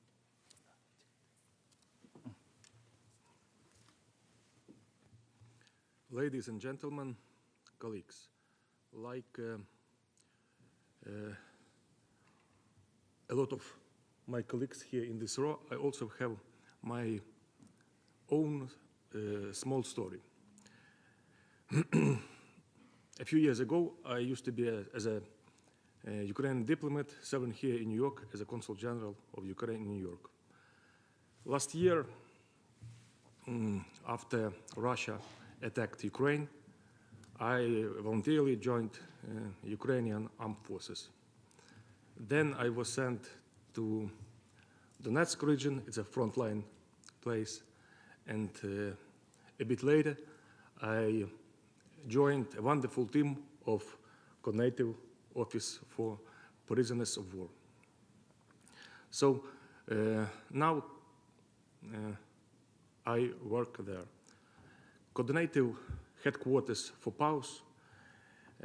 It was formed last year on March and is headed by the Commander of Defense Intelligence of Ukraine, General Budanov. It is a state structure that includes representatives of ministries, departments, and all law enforcement agencies in Ukraine. It organizes prisoner exchanges with Russia, monitors compliance with international humanitarian law regarding prisoners, supports families of Ukrainian soldiers who have disappeared or are in captivity, legally, socially. The issue of Ukrainian prisoners of war is thorny and important in Ukrainian society and is under great consideration of Ukrainian President Zelensky and his team. According to Geneva Convention, all exchanges are to be done after the war. Nevertheless, despite this, we freed almost 2,000 Ukrainians. 107 of them are civilians, 180 Ukrainian women.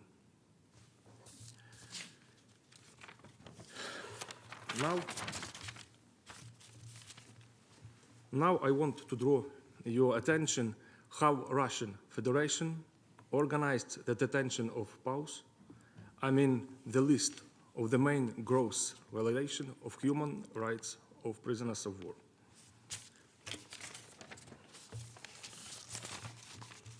Russia violates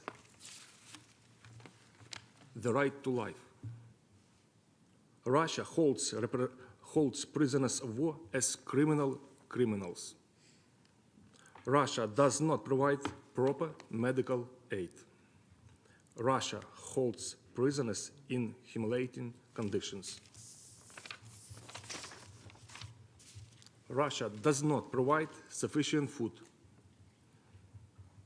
Russia does not allow prisoners to contact their relatives. Russia violates the right to monitoring. And Russia refuses to release non-combatants.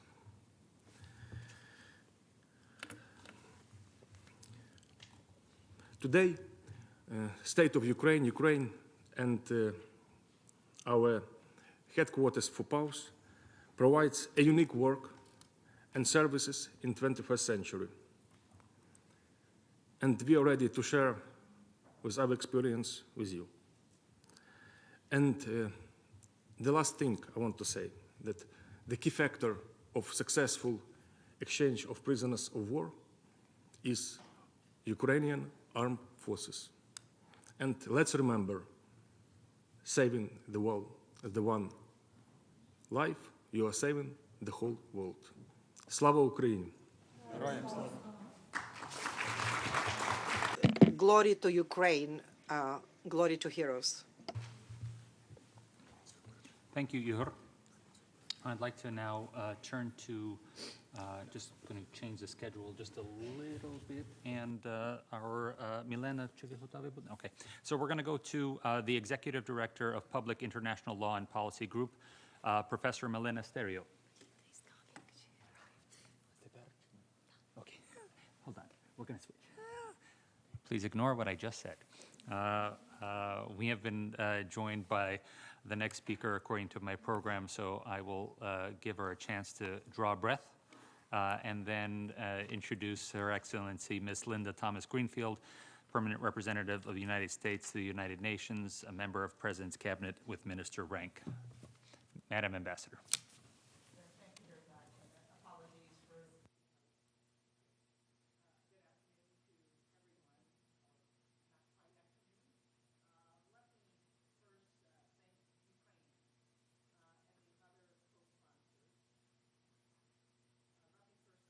And the other co-sponsors for bringing us together for this sobering but vitally important side event.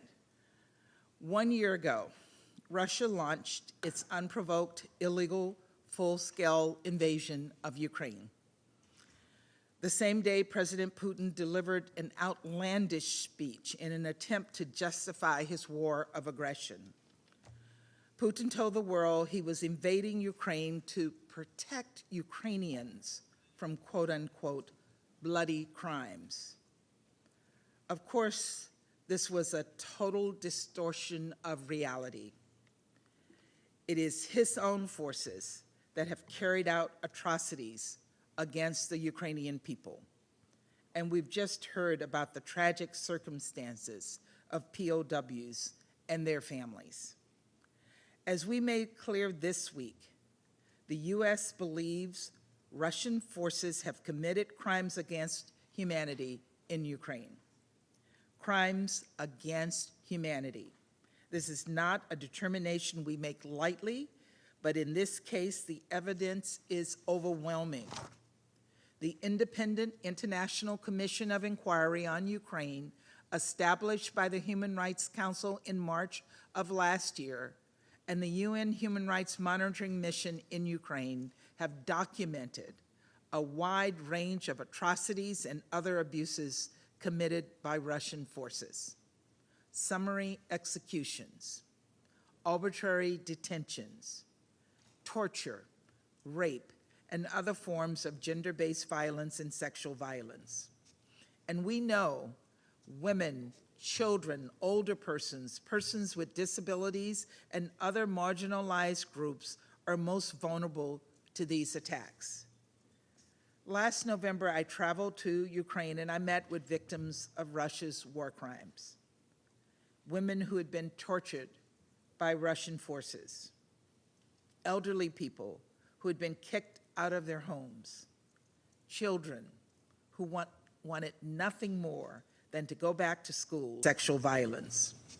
And we know women, children, older persons, persons with disabilities, and other marginalized groups are most vulnerable to these attacks. Last November, I traveled to Ukraine and I met with victims of Russia's war crimes.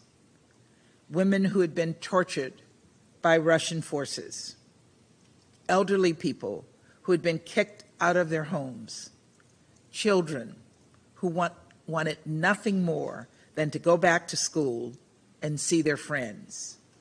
It was gut-wrenching. As a mother and grandmother, I am deeply disturbed by the horrors being perpetrated against Ukrainian children. Credible reports indicate Russian officials have orchestrated the transfer, relocation, re-education, adoption, or fostering of thousands of children. Some of these children have been orphaned during the war, and some were already living in institutions for serious health needs.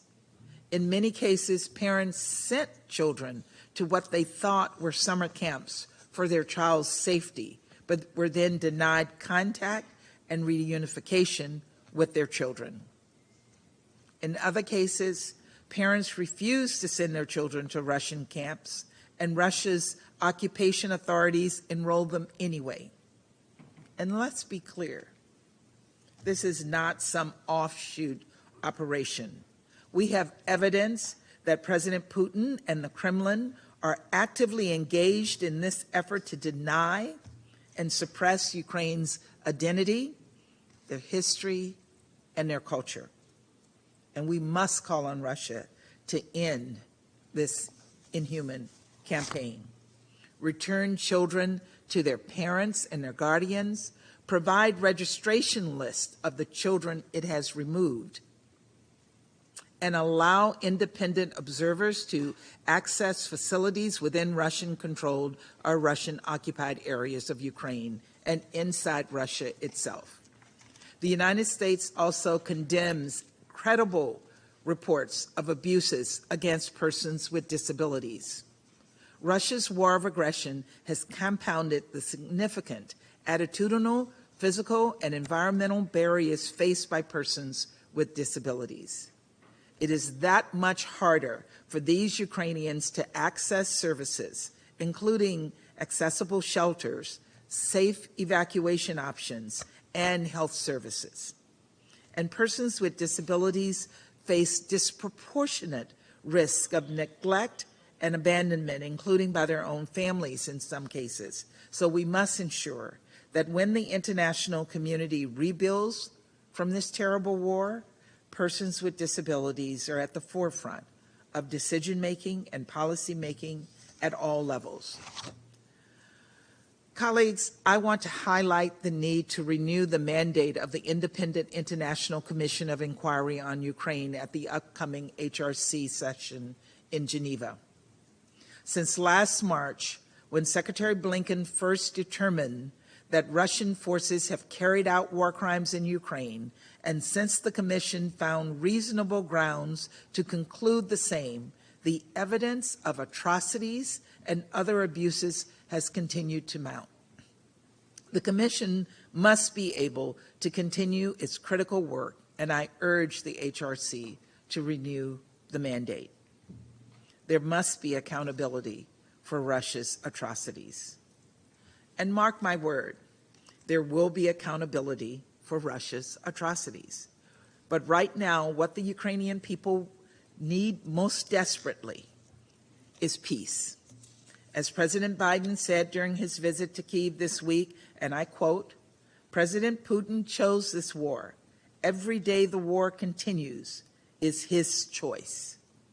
Our message to President Putin is this: in this war, in your campaign of brutality, in the suffering your forces have wrought on Ukraine and on the world. But until that day comes, we must all stand with Ukraine.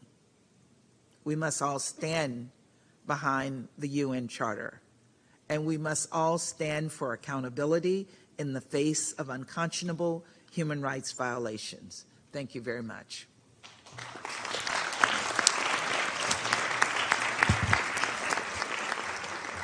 Thank you, Madam Ambassador, for your remarks. And we thank you for emphasizing the word peace, which is often left behind, again, in international discussions about the conflict. As we have been reminded throughout this period since the full-fledged aggression began a year ago this week, that membership in this organization is in accordance with the Charter of the United Nations, which is open to all peace-loving states, accepting the obligations contained in the United Nations Charter. Those obligations include that members shall settle their international disputes by peaceful means in such a manner that international peace and security and justice prevail. Our next speaker can speak to that at length. She represents the Public International Law and Policy Group, PILPG, which has advised and consulted with numerous states around the world, promoting the utilization of international law and advising numerous governments and non-governmental actors throughout the world about protecting human rights and prosecuting atrocity crimes. With that, Professor Malena Stereo, the floor is yours. Thank you so much. I'm very glad that it's about 12:02, in which case I can wish you a good afternoon. Otherwise, I was beginning at precisely noon, in which case I did not know whether I should say good morning or good afternoon. So thank you for those. Thank you for the introduction. It is absolutely an honor and a privilege to be here with you today.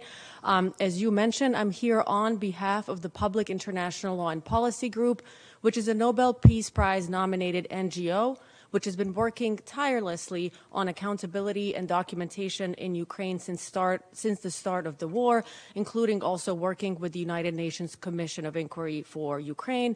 The PILPG continues to tirelessly work on accountability, justice, and documentation in Ukraine. My remarks today will focus on 4 topics, which I believe are particularly relevant for the war in Ukraine. First, basic protections afforded to POWs under international humanitarian law. Second, IHL protections extended to POWs who are seriously ill. Third, ICRC access to POWs. And fourth, prisoner exchanges under international humanitarian law.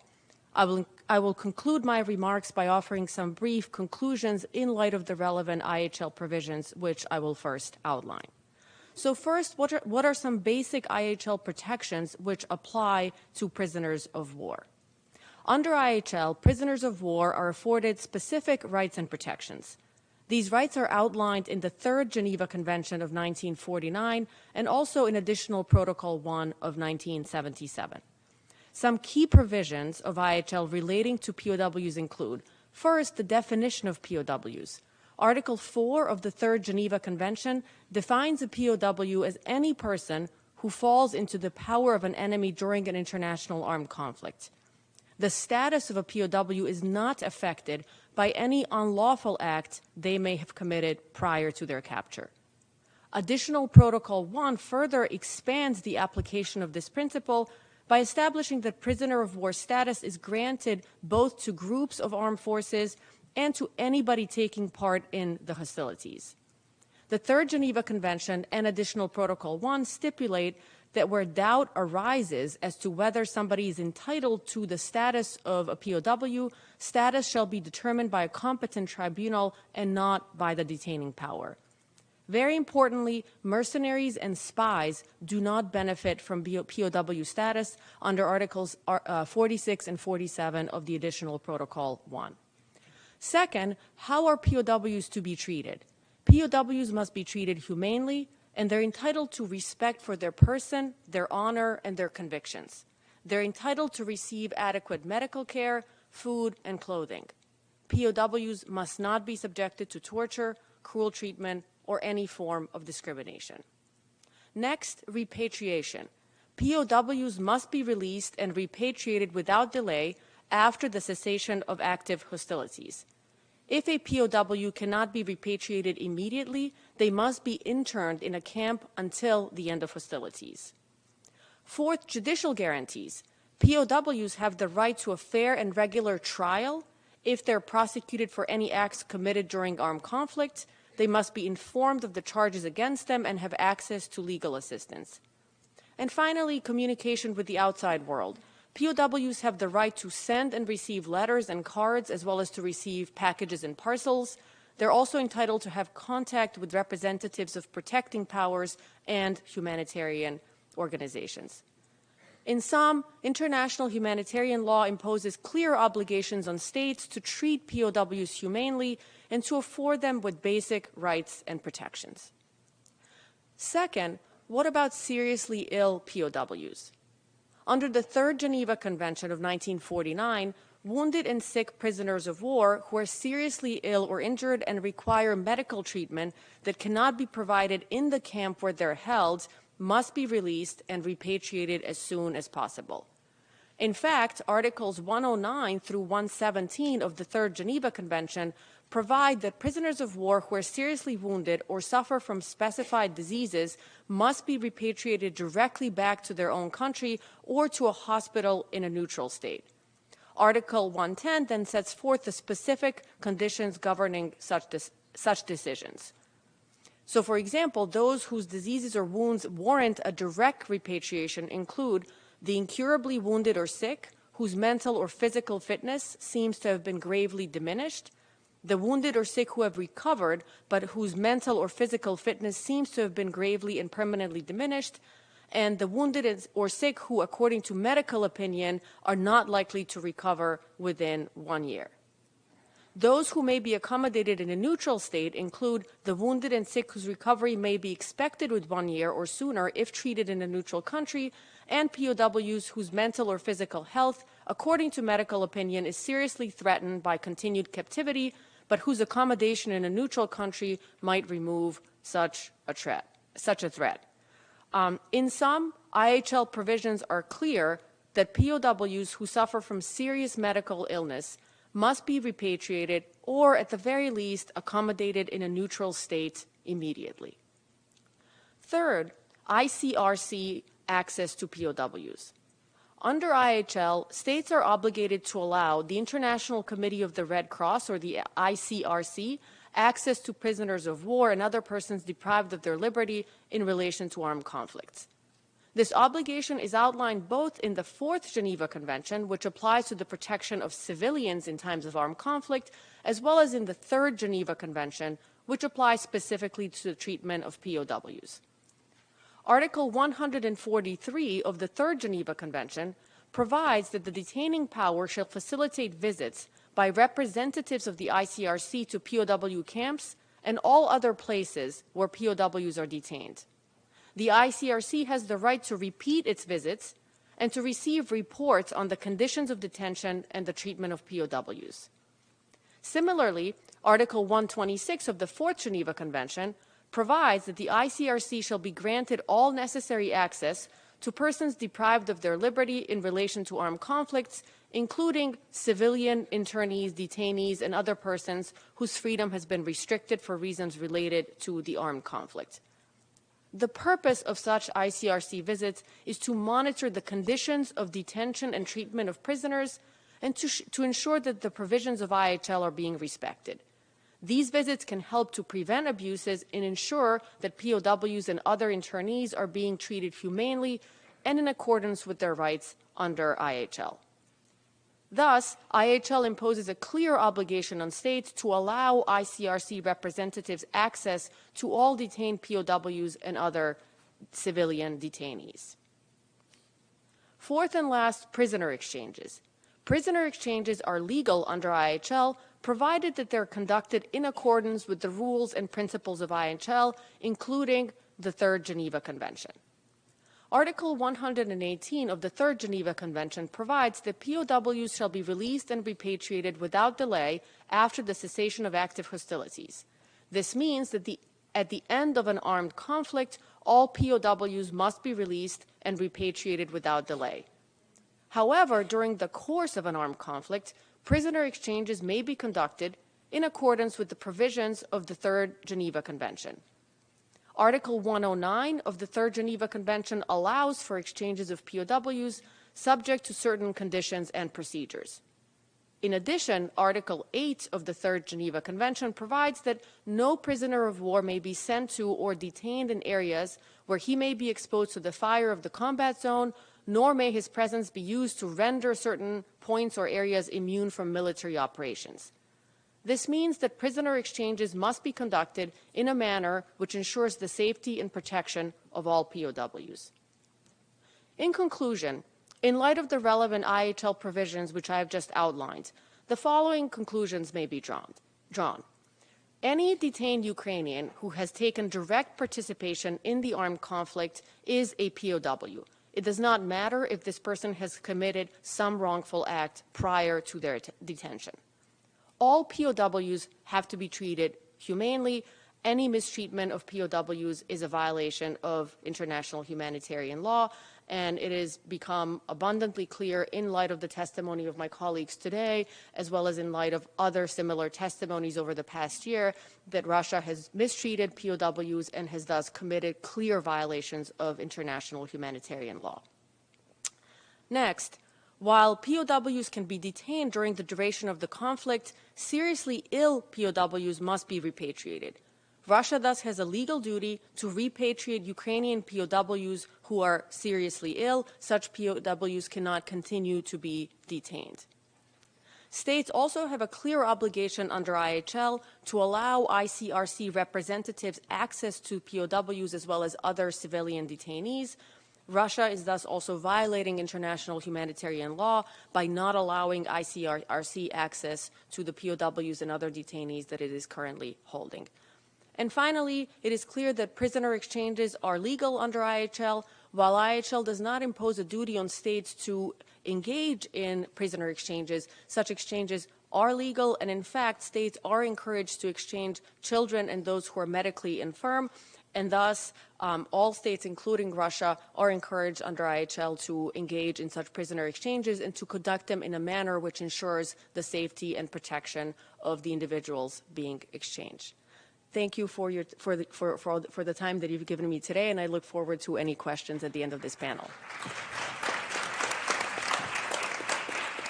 Thank you, Professor Sterio. Once again, remind anybody who's still interested in questions to go to the check-in to make sure that we have time for that later on.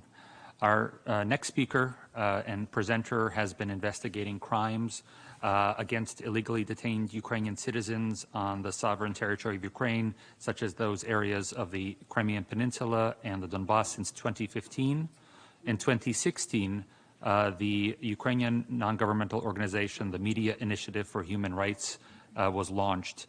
And since that time, since that launch, she has been the coordinator at the Media Initiative, which investigates crimes committed in connection with the occupiers' aggression in Ukraine. They document forcible disappearances, improper detention of prisoners, and track war trials in the quasi-legal system within the occupiers' territory. With that, Ms. Tatiana Katrichenko, I present you.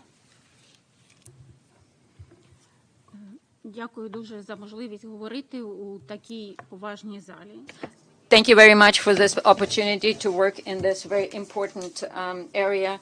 I wanted to talk to you about Ms. Lyudmila Husseinova, a woman who was detained in Donetsk region 2 years ago before the full-scale invasion. She witnessed not only the crimes of the Russian Federation committed on the territory of Ukraine after the February 2024, but also she can tell you about the occupation that took place since February 2014, when the Russian Federation began its aggression. I'm glad to meet Lyudmila in these walls after 3 years of her illegal imprisonment, but I also only have 5 minutes with you to say a few very important things. First of all, Russian Federation, the Russian Federation has been detaining Ukrainian citizens in the occupied territories. We could talk about 4,000 persons, whether they were military or the civilians at the same time. The Russian Federation did not define military personnel as prisoners of war, but called civilians, such as Lyudmila, that were detained for their pro-Ukrainian position. They call them spies and divergence. And we know that since February 24, 22, the practice of detention continues.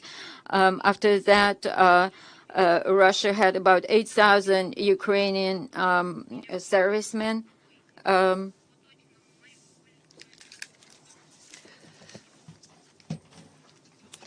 This happened both of occupied territories near Kyiv, surrounded Mariupol, and captured Kherson, as well on the front line. The Russian side detains and relocates Ukrainian military personnel, violating the Geneva Convention.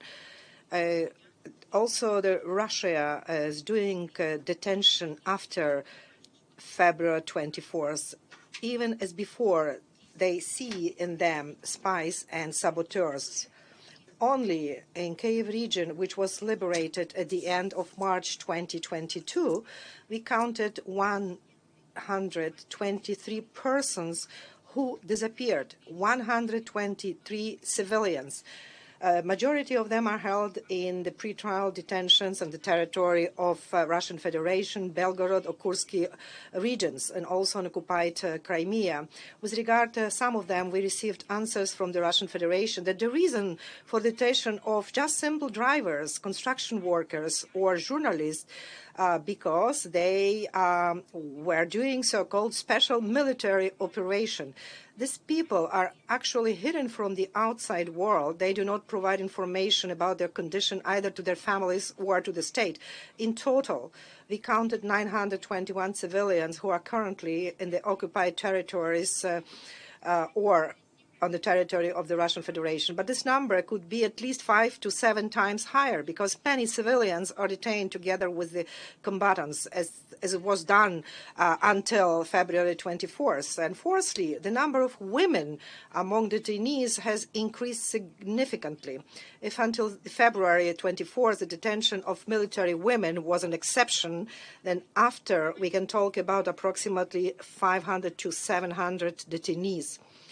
In the 12 months following the invasion, only 161 women, including civilians, were released. How many civilians were detained? It's again unknown. First of all, due to the impossibility of access to the occupied territories and limited contacts with them. But we can definitely say that special conditions of detention are not created for women, which should be determined by the gender. But women are subjected to torture, military women and also civilian. We talked to the women who came from there before 24th of February and after. One of the soldiers, Olga, who was released from captivity, and she told me a terrible thing. She recalls, they told me to take off my shoes. I took off my shoes. He, a Russian soldier, took off my socks. He put my feet in the water, and he started running the current. I asked him not to do that. You can imagine. It's important also to know that the process of search for the detained people, it's very difficult. First of all, civilians and also prisoners of war. Russia hides places of detention and constantly moves people, including inland. Everyone knows that some people, for example, from Kyiv region, were moved 5 times at least. We don't know where they are now. When we ask them where these people are, Russian Federation mostly, it's quiet. They don't say anything. We ask at least 10 different agencies of the Russian Federation about whereabouts of these people, and the answer was silence. Secondly, it's impossible to obtain information about the conditions of detention. It is difficult to say what happens in so-called colonies, pretrial detention centers, or basements where prisoners were kept. Russia does not allow representatives of international organizations to visit the detainees, even a representative of the International Committee of Red Cross that now have prisons. But in reality, they are not persistent enough to get there. The third is that Russia is not ready to release wounded soldier as a priority and stop the practice of torturing detainees. They are not ready to release civilians if they are elderly or have problems with health. Fourthly, there is no existing mechanism for release of thousands of civilians, since the practice of change does not apply to them. They do not apply the Geneva Convention. Maybe there is a need to create a special negotiation platform for the release of civilians and involvement of negotiators on the highest level. For the whole year, even more, for 9 years, Russia has been destroying Ukraine and Ukrainians, torturing the military for their resistance, as well as kidnapping civilians for their disagreement with the occupation. And this happened since 2014. It is a systematic practice of the Russian Federation, and we all should know about it. A lot of people have no right to express their thoughts and do not have the right to freedom. Thank you very much for your attention. Дуже дякую. I'm sorry, I lost my place here. There we are. Change of schedule. So for those who have announced their presence, we have questions and answers today. I know that we have several representatives from different non-governmental organizations who have already voiced a request for comment. So first, I would like to turn to the International Red Cross for their comment.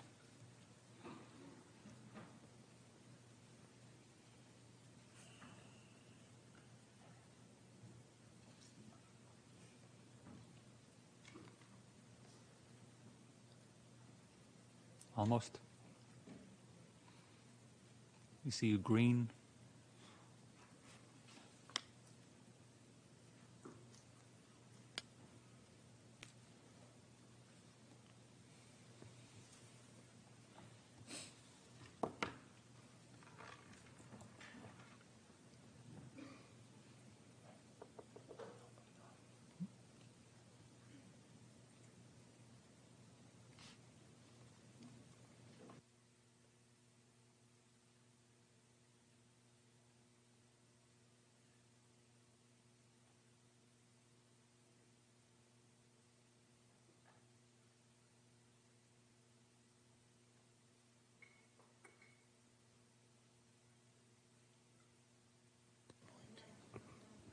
Just awaiting the microphone there.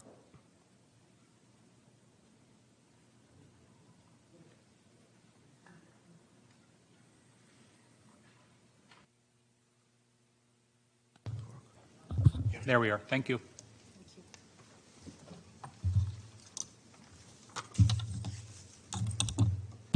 Thank you very much, and good afternoon. I would like to acknowledge the difficult stories we have heard this morning, and also the hardship of thousands of families seeking for news of their loved ones, and pass also two messages on behalf of the ICRC.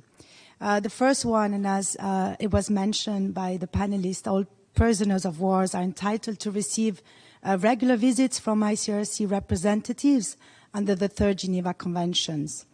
While the recent visits we have carried out are a positive progress, we still need to see unimpeded access, repeated visits, and visits that are held privately to happen.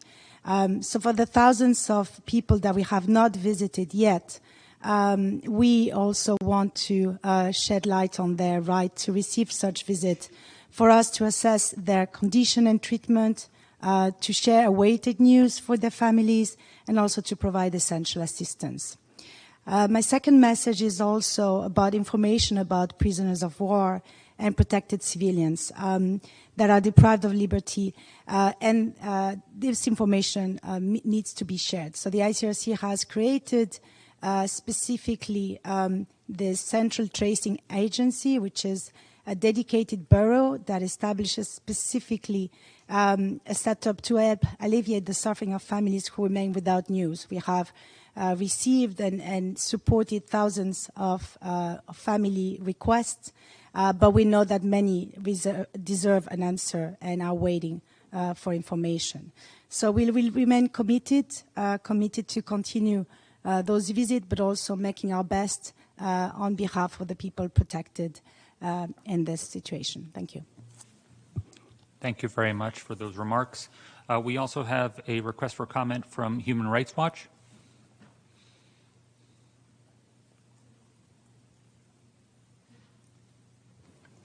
Okay.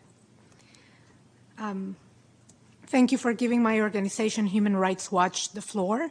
The anniversary of this conflict is a sobering occasion. Human Rights Watch has been on the ground since the beginning of the conflict in Ukraine. And by beginning, I mean 2014, 8 years before Russia's full-scale invasion last year, documenting human rights violations and atrocities, including rape, summary executions, and unlawful attacks against civilians and civilian infrastructure, attacks on hospitals, schools, and recent targeting of key infrastructure that provides heat and electricity. We have published at least 94 items on the conflict since February 24, 2022. Reports, press releases, articles, videos, and other items documenting violations of the laws of war, including possible crimes against humanity. The overwhelming majority of violations have been on the Russian side, though we have also documented Ukrainian violations. A few examples. Last April, we produced a report on Russian forces' atrocities against civilians in Bucha, which people rightly found horrific. Others quickly confirmed our findings. We documented the abuses on the Russian filtration system, forced deportations of civilians to Russia and areas controlled by Russian-backed separatists, torture, kidnappings, and other violations.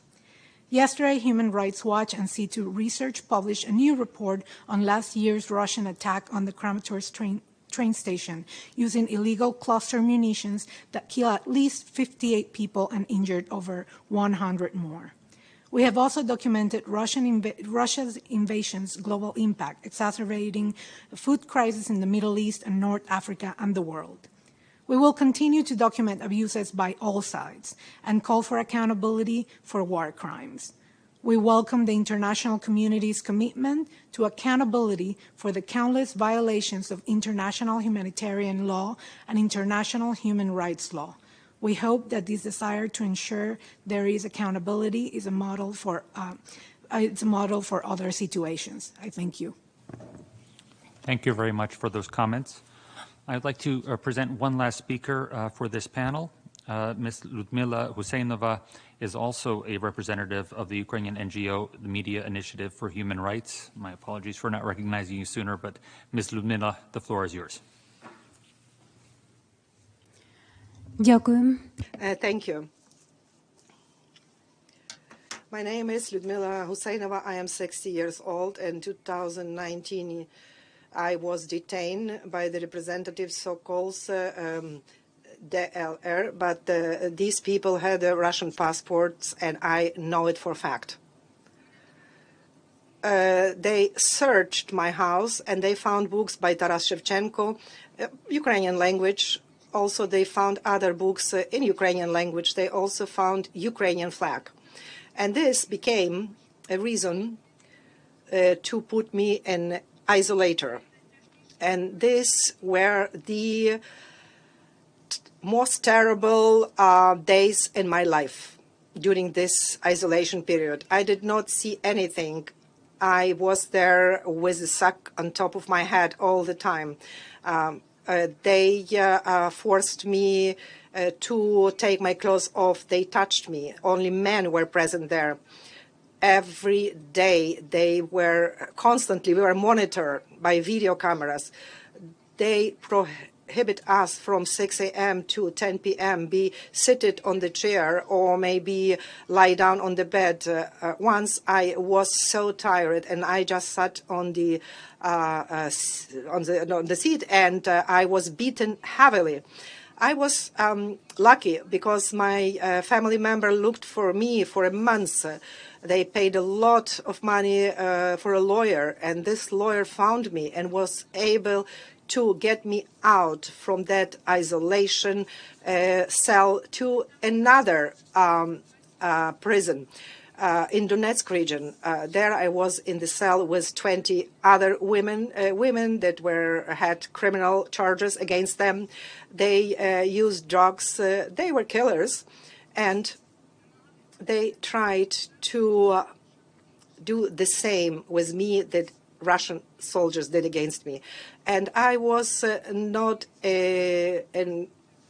alone there. That was the situation with the women that were there for political reasons. These people, like me, were there together with the criminals.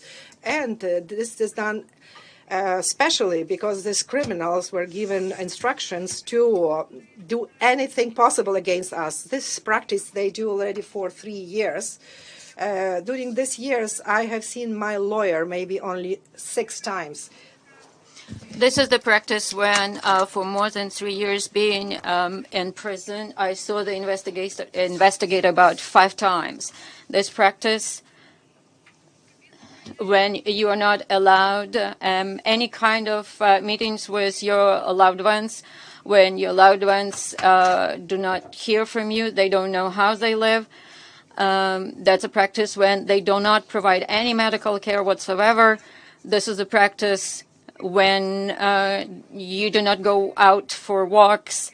And in 3 years, if I maybe walked for about 20 minutes on land, on the ground, when they were taking me from one place to the other, that's all I had. This is a practice when in the last months of being in that prison, they didn't let us out for walks. They didn't give us the possibility to take showers. We didn't have any kind of possibilities to have any basic services and comfort things. And in this minute, while we are talking, there in the prisons, in detainments, at least there are 20 women in the Donetsk detainment center that are there for over 3 years, 4 years. I want to tell you about one woman, Olga Vereshchenko. When she was detained, her son, the youngest son, was 4 years old. She has not seen anything from her son for 4 years. She hasn't heard his voice, but she's sitting there without the court decisions, without any investigations, nothing, and the heart is just breaking, and the pain is overwhelming. I wanted to tell you that I took this document, my judicial conclusion with respect to those torturers, they were taking care of me, if I could say that, and I will testify against them. I want them to be punished. I want the evil to be responsible and be punished. And I'm asking you very much. We know that there is no mechanism to liberate the mechanism of liberating the civilians. Well, then come up with this mechanism. Make sure that these mothers, these civilians, these sisters, to be liberated, to let go, because their souls are broken, their hearts are broken. They do not see their children. I'm asking, I'm pleading with you, please do anything you can to let women go free so that they could return to their children. Thank you.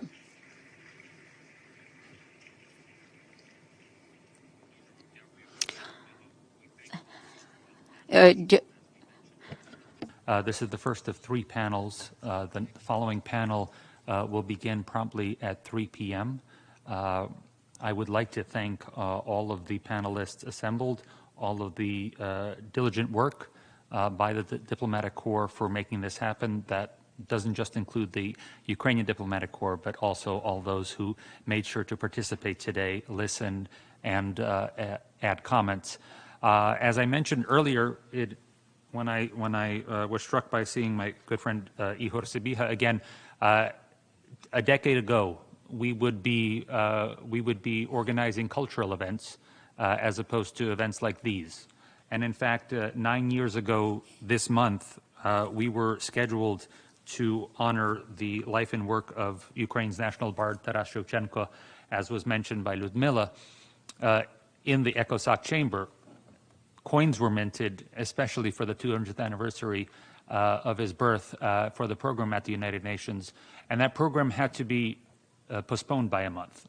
It was postponed because in the early pre-dawn hours of February 26th, 27th, 2014, the enemy state to the north of Ukraine entered Ukrainian territory and violated its sovereignty. It has remained there to this day. It is through the efforts of our international community, not least of which our good friends at the International Red Cross, that we realize how to treat our fellow man in times of distress. For my great-grandfather, that was thanks to the International Red Cross tending to him after he served in the Austro-Hungarian army in Italy, and I have the paperwork to prove it. Upon his return to his native country, he did not raise a gun again. In fact, was quite against having any military association at all. But he was a dedicated teacher until the enemy to the north of Ukraine once again collaborated with the fascist powers of Central Europe and invaded his hometown of Stry. And when I go visit that town, I can stand in the prison cell where he was bound and beaten to death by the occupying state to the north of Ukraine. He was beaten to death because he taught in the Ukrainian language, which is something that to this day is attempted to be erased, as Ludmila mentioned, the books that have been disappeared, and that is in stark contrast to the ideals of this body and its predecessor, the Relief and Rehabilitation Administration, which tended to my father, who happened to end up in a displaced persons camp, and was given every opportunity by the Western powers who were taking control of the newly liberated territory in Germany, and was recommended by a U.S. major in the Air Force to apply for a scholarship here in the United States. There are ways that we treat our fellow man, and there are ways that, unfortunately, parts of the world people who are dedicated to harming their fellow man, unfortunately, do not live up to the ideals of this body. With that, I would like to once again thank all of our speakers today. I would like to thank all of your presence today and remind everybody that once again we will be gathering at 3 p.m. for the second panel, followed by the third and closing panel of the day at 5 p.m. today. Thank you very much.